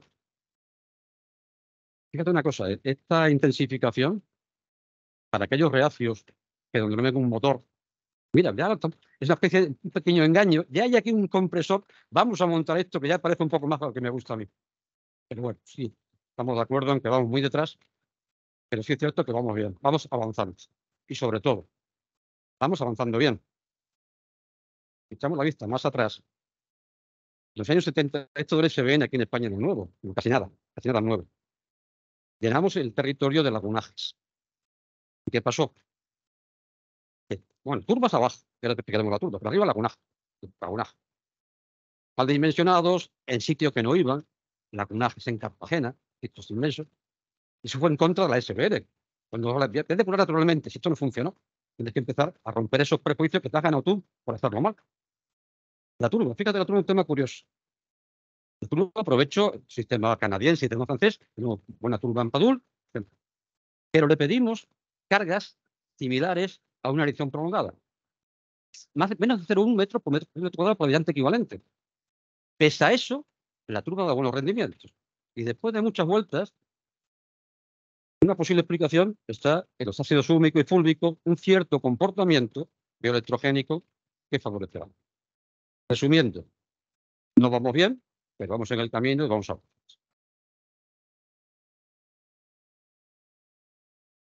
Bueno, pues pasamos ya a la siguiente ponencia. A continuación hablará Sonia Fernández de la Fundación Global Nature y nos va a explicar la importancia del pastoreo en la gestión y conservación de humedales.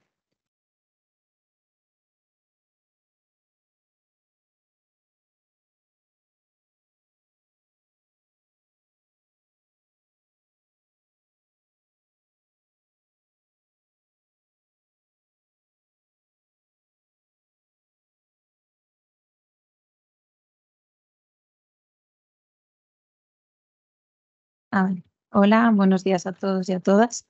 Mi nombre es Sonia Fernández de la Fundación Global Nature. Si hay alguien que no conoce la Fundación Global Nature, os hago una breve descripción. Somos una fundación sin ánimo de lucro. Nuestros proyectos se basan prácticamente en la conservación de la naturaleza. Trabajamos en 3 áreas: conservación de humedales, agricultura ecológica regenerativa y transversalmente también trabajamos en tema de cambio climático. Mis compañeros han hecho ponencias basadas en soluciones basadas en la naturaleza, pero he visto que siempre había una parte bastante tecnológica también. Mi presentación creo que va a ser un poco más rural, como podéis ver en el título.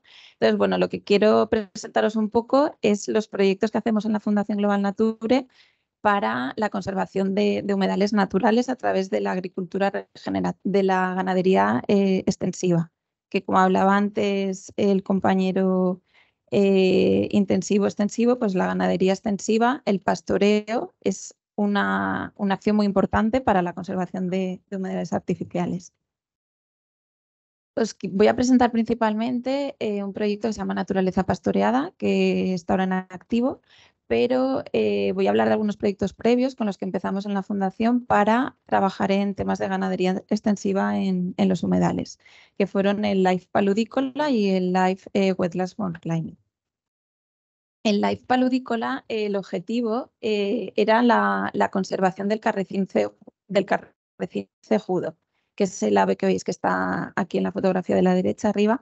Es un ave paseriforme que está prácticamente en peligro de extinción aquí en Europa continental. Entonces, este proyecto lo que quería hacer era la restauración y gestión de los hábitats donde este ave vive y utiliza durante sus migraciones de la zona subsahariana de África al este de Europa. ¿Qué es lo que se hizo en este proyecto? ¿Y por qué hablo de él? Porque una de las acciones que se hizo fue el tema del pastoreo de la ganadería extensiva en humedales, donde este carnicerín hacía parte de sus migraciones. Aquí os he hecho un resumen un poco de las actuaciones que se hicieron en los humedales. Se trabajaron en prácticamente muchos humedales de toda España. Y os voy a hablar más de la Comunidad Valenciana, que es donde trabajamos la sede de Valencia. Hicimos pastoreo en el Prat de Cabanes Torreblanca, en Castellón, Marjal del Moro y la Marjal de Pego Oliva. Además de actuaciones de pastoreo, se hicieron también siegas, se hicieron plantaciones, fangueos y obras hidráulicas para mejorar estos humedales, para que el carnicerín de alguna manera tuviera esos mosaicos y esos espacios donde podría tener más alimento y espacios donde esté más protegido de depredadores. Aquí en la foto de la inferior es la máquina anfibia, es una máquina que adquirimos durante este proyecto que lo que hace es eliminar el exceso de vegetación en los humedales para que no se colmaten, ¿vale? Sea carrizo, caña, junco. Deciros que toda esta vegetación que se elimina con la máquina anfibia luego se utiliza o bien para camas ganaderas o también se utiliza para triturar y hacer mulching o compost, ¿vale? Para fines agrícolas. ¿Qué es lo que hicimos así más concreto de ganadería extensiva en este proyecto? Bueno, pues hicimos 3 acuerdos con ganaderos. No sé si estáis al tanto, pero la ganadería extensiva en la Comunidad Valenciana en la zona de Marjales desapareció en estos últimos 20 años prácticamente. Entonces, lo que se hizo es acuerdos ganaderos con ganaderos en el Prat de Cabanes, en la Marjal del Moro y en la Marjal de Pego y Oliva, para que volvieran los animales de alguna manera a pastar a estos humedales.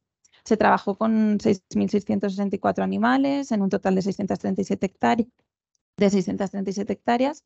¿Y qué es lo que también aportó este proyecto? Pues a un ganadero que está en la Marjal de Pego y Oliva, que trabajaba con ovejas y cabras, se le compraron 27 vacas, 3 becerros y un toro para que de alguna manera empezara con la ganadería extensiva de bovino en la Marjal de Pego y Oliva. El siguiente proyecto, el Life Wetlands for Climate, que está a punto de terminar, acaba en junio del año que viene.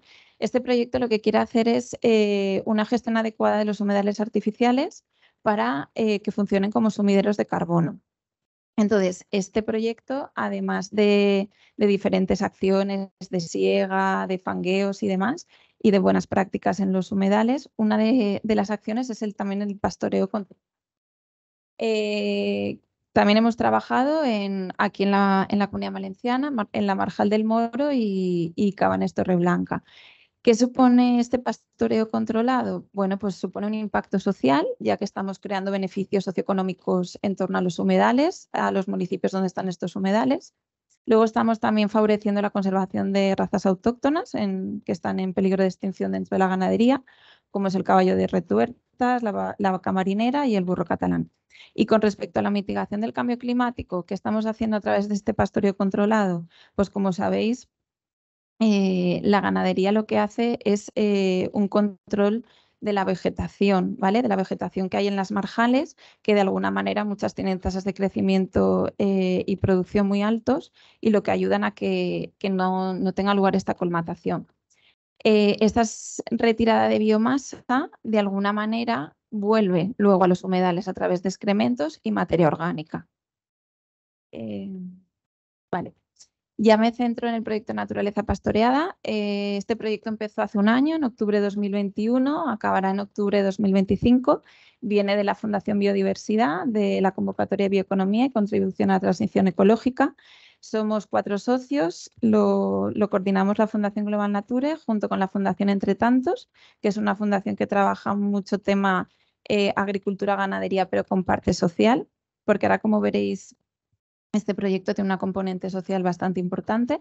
Luego la Universidad Autónoma de Madrid para la parte científica y luego el Centro de Investigaciones Científicas y Tecnológicas de Extremadura, el CICITEX, que también trabajan en investigación en pastoreo. Este proyecto como objetivo tiene pues eso, poner el valor del pastoreo como una actividad económica para conservación de la naturaleza, recuperación económica y lucha contra el cambio climático. ¿Qué es lo que queremos conseguir con este proyecto? Bueno, queremos poner en valor lo que es la actividad del pastoreo, que mucha gente desconoce y está en peligro de extinción. ¿Por qué? Porque a través de este proyecto queremos demostrar cómo la ganadería extensiva es importante para la naturaleza, para el medio rural y para nosotros, para nuestra alimentación y como sociedad.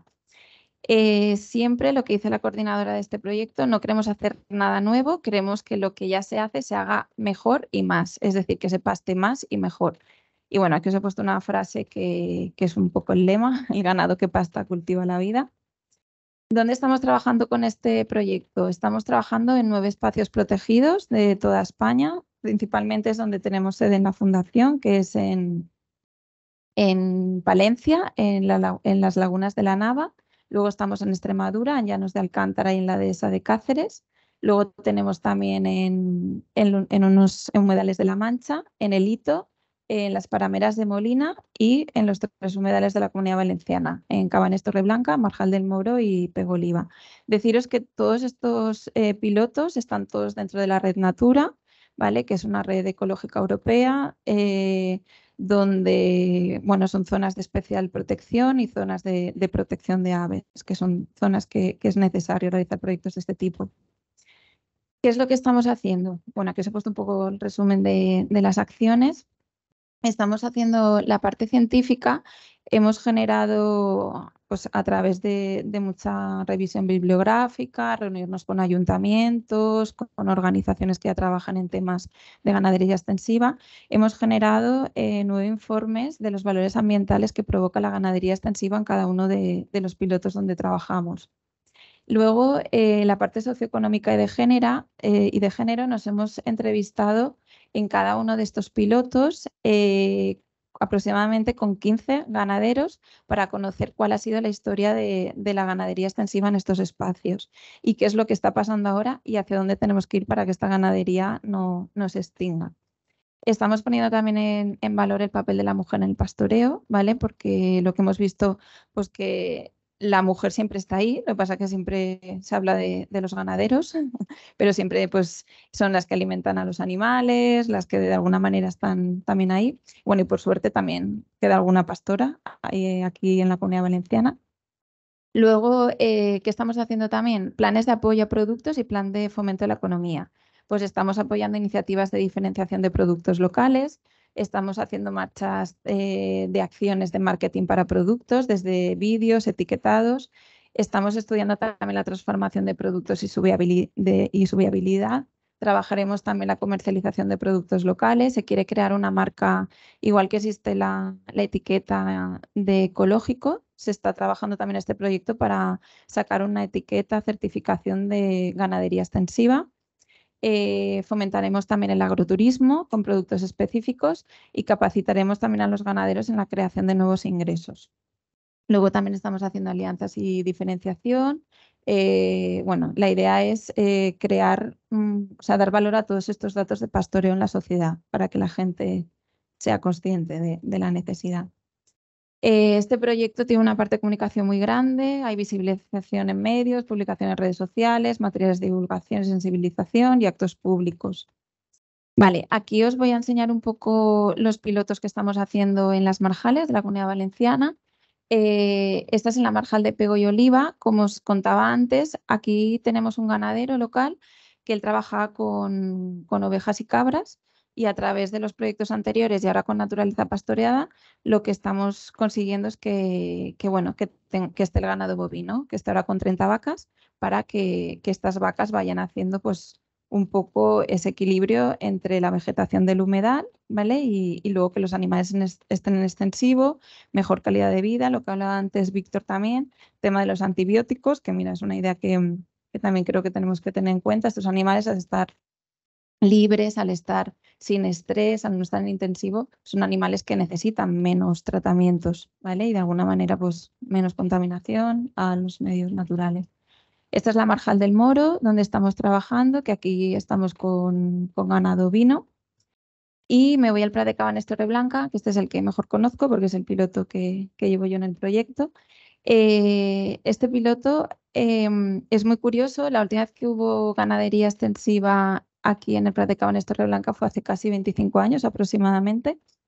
Y nada, lo que hemos vuelto ha sido pues hablar con los pastores, que ya casi están algunos para jubilarse. De hecho, uno de ellos decía que su sueño era volver al Prat antes de morir con las vacas, y creo que lo conseguiremos. ¿Por qué en las marjales de la Comunidad Valenciana ha desaparecido la ganadería? Porque, bueno, sabéis que en los años 80-90 hubo un desarrollo de turismo muy grande y otras actividades económicas que ingresaban más dinero, entonces la ganadería de alguna manera se desplazó. ¿Qué es lo que estamos haciendo? Pues ahora con estos ganaderos estamos de alguna manera adaptando partes de lo que es el humedal, ¿vale? Del Prat de Cabanes Torreblanca, para que los animales, para que las vacas en concreto vuelvan. ¿Por qué las vacas? Porque por el tipo de vegetación, carrizo, junco, enea, y por el tipo de suelo prado son los animales más adecuados, ¿no? para este hábitat.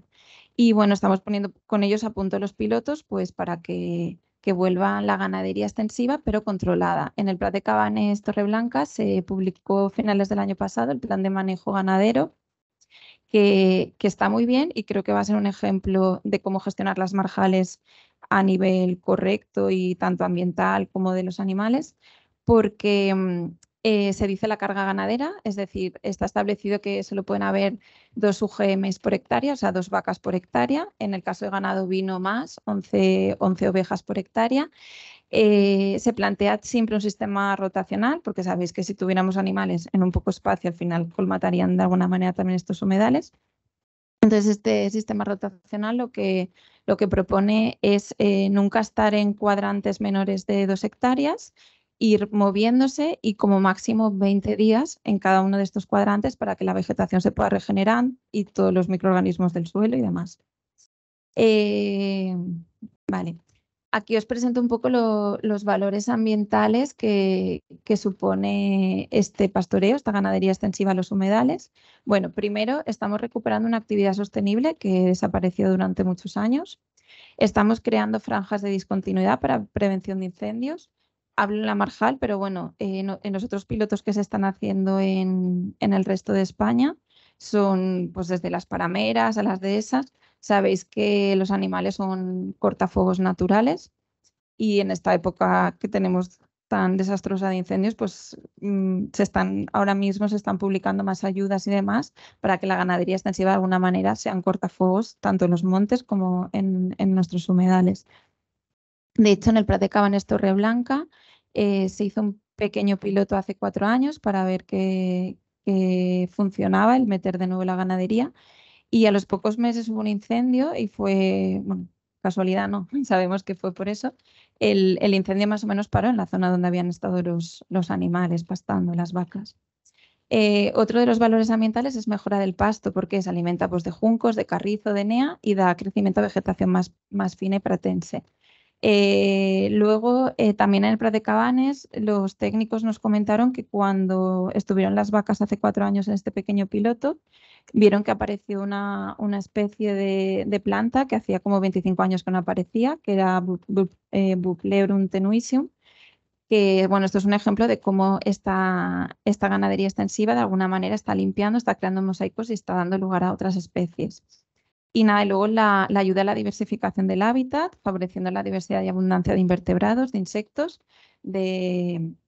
y luego también, sobre todo, estos marjales son zonas cepa de especial protección de aves, entonces estamos favoreciendo la conservación de diferentes aves sedentarias, como es el carricerín real, migrantes como el cejudo, que os hemos hablado antes, y de aves palustres y acuáticas.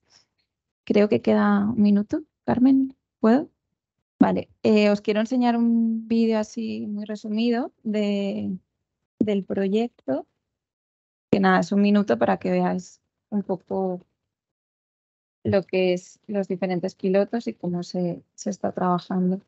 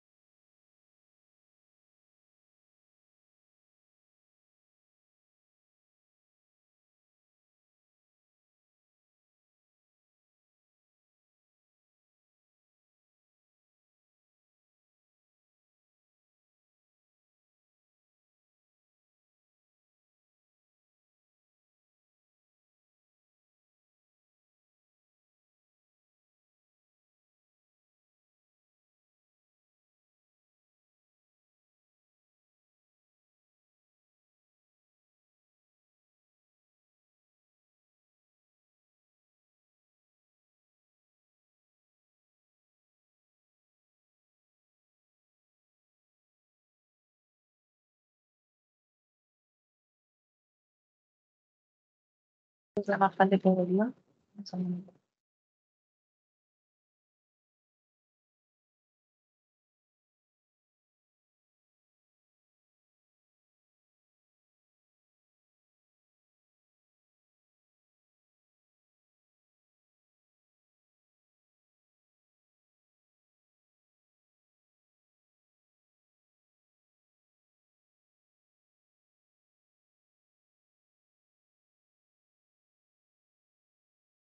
Y esta es la página web, si queréis ver o consultar más información, es Naturaleza Pastoral.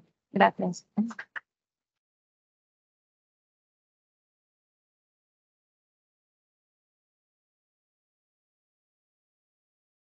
¿Alguna pregunta rápida? ¿Un comentario?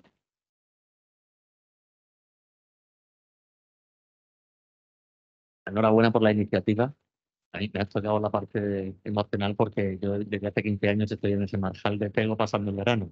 Me lo acabo de descubrir, le he visto la cara al cabo. Una pregunta respecto a los costes de mantenimiento que suelen tener los humedales tradicionales de tratamiento.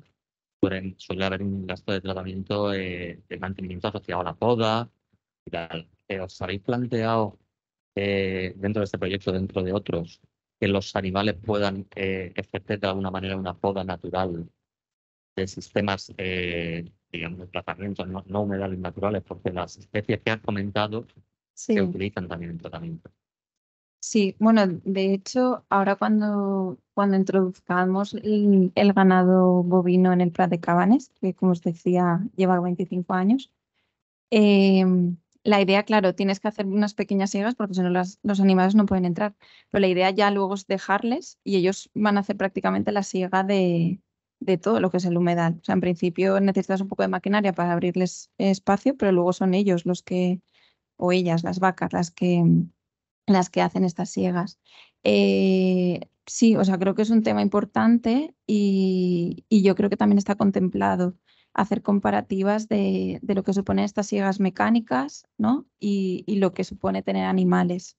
También se sacarán números, ¿no? De cuál es el ahorro, ¿no? que supone el tener animales que te están haciendo esa labor que de normal. ¿Es esta la pregunta? Sí, Sí. exactamente la pregunta. Ya tengo otra para Miguel, ya que lo estoy mirando por desconocimiento total. Las podas que se hacen de los humedales de tratamiento, que normalmente suelen ser una, ¿se hacen pensando en la depuración o en la facilidad de operación? ¿La segunda o la depuración? Es decir, ¿se ha visto un efecto de cuál podría, el impacto que podría ser una poda natural con animales frente a podar una vez al año?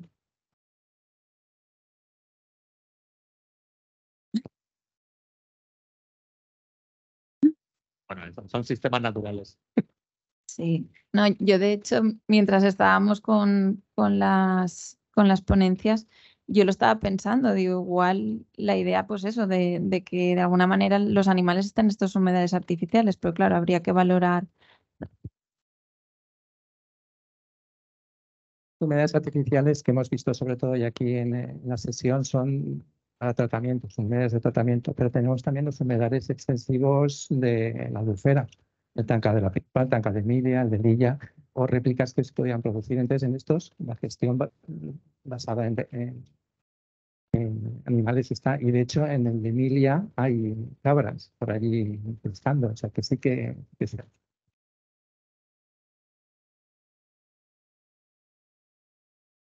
Quería hacer también una pregunta que era, lo que acabas de decir que estáis haciendo como una especie de pilotos en zonas que son parques naturales, ¿no?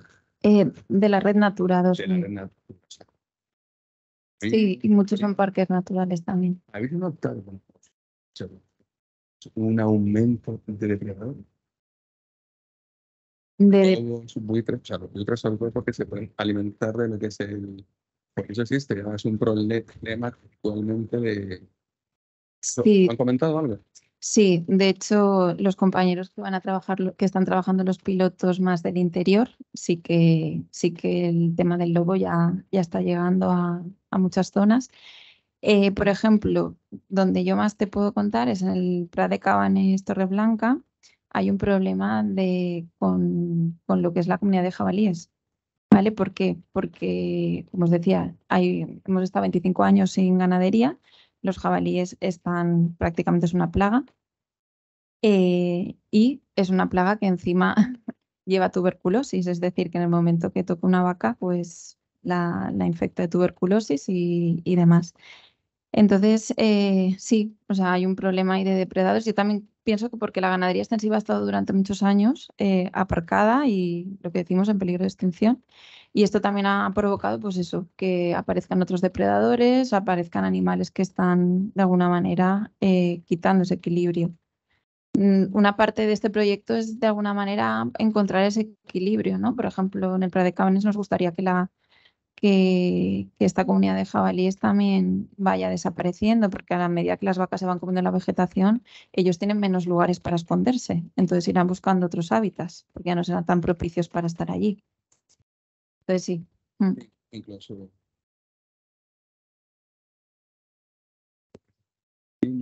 todo eso que ahora mismo se está intentando hacer para envenenar al lobo, matarlo, incluso supongo que las ovejas y todo eso cuando eran alimentaban a los de buitres que hacen sobre Claro, lo que pasa es que muchos de estos espacios son espacios, parques naturales o reservas naturales. Vuelvo otra vez al Prat, que es donde yo estoy trabajando. El tema de los animales, o sea, por ejemplo, es un poco triste, pero no se puede trabajar con animales, con las vacas en el Prat, porque es un parque natural y tú tienes una época de nidificación, es decir, de marzo a agosto es una época que está protegido y tú no puedes pasar con animales, o sea, no puedes pasar con perros, ¿vale? Porque de alguna manera estarías provocando ruido o haciendo que esas aves no nidificaran. Entonces, esto es un tema que está también costando, porque claro, los pastores te dicen, pero ¿cómo voy a llevar a mis vacas sin mis perros? ¿Sabes? Ellas son sus guías.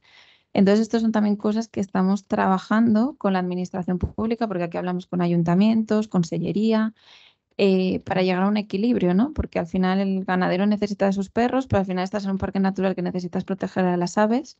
Entonces, bueno, Es un proyecto que parece muy sencillo de primeras, pero hay una parte social y de hacer entender a todos que hay que poner, ¿no? Tanto los ayuntamientos como consellería, también algunos planes. El plan de manejo ganadero del Prat, la verdad es que puede ser un ejemplo de cómo gestionar los humedales de aquí en un futuro con la ganadería, pero hay cosas que todavía no están aterrizadas en la realidad, porque tú hablas con los ganaderos y te dicen, no, yo no puedo llevar mis vacas sin perros, sin mis mastines. Daros la enhorabuena por el proyecto porque es una forma, además de sostenibilidad medioambiental, de ayudaros a España vaciada, que es el programa que tenemos ahora. O sea, enhorabuena. Gracias.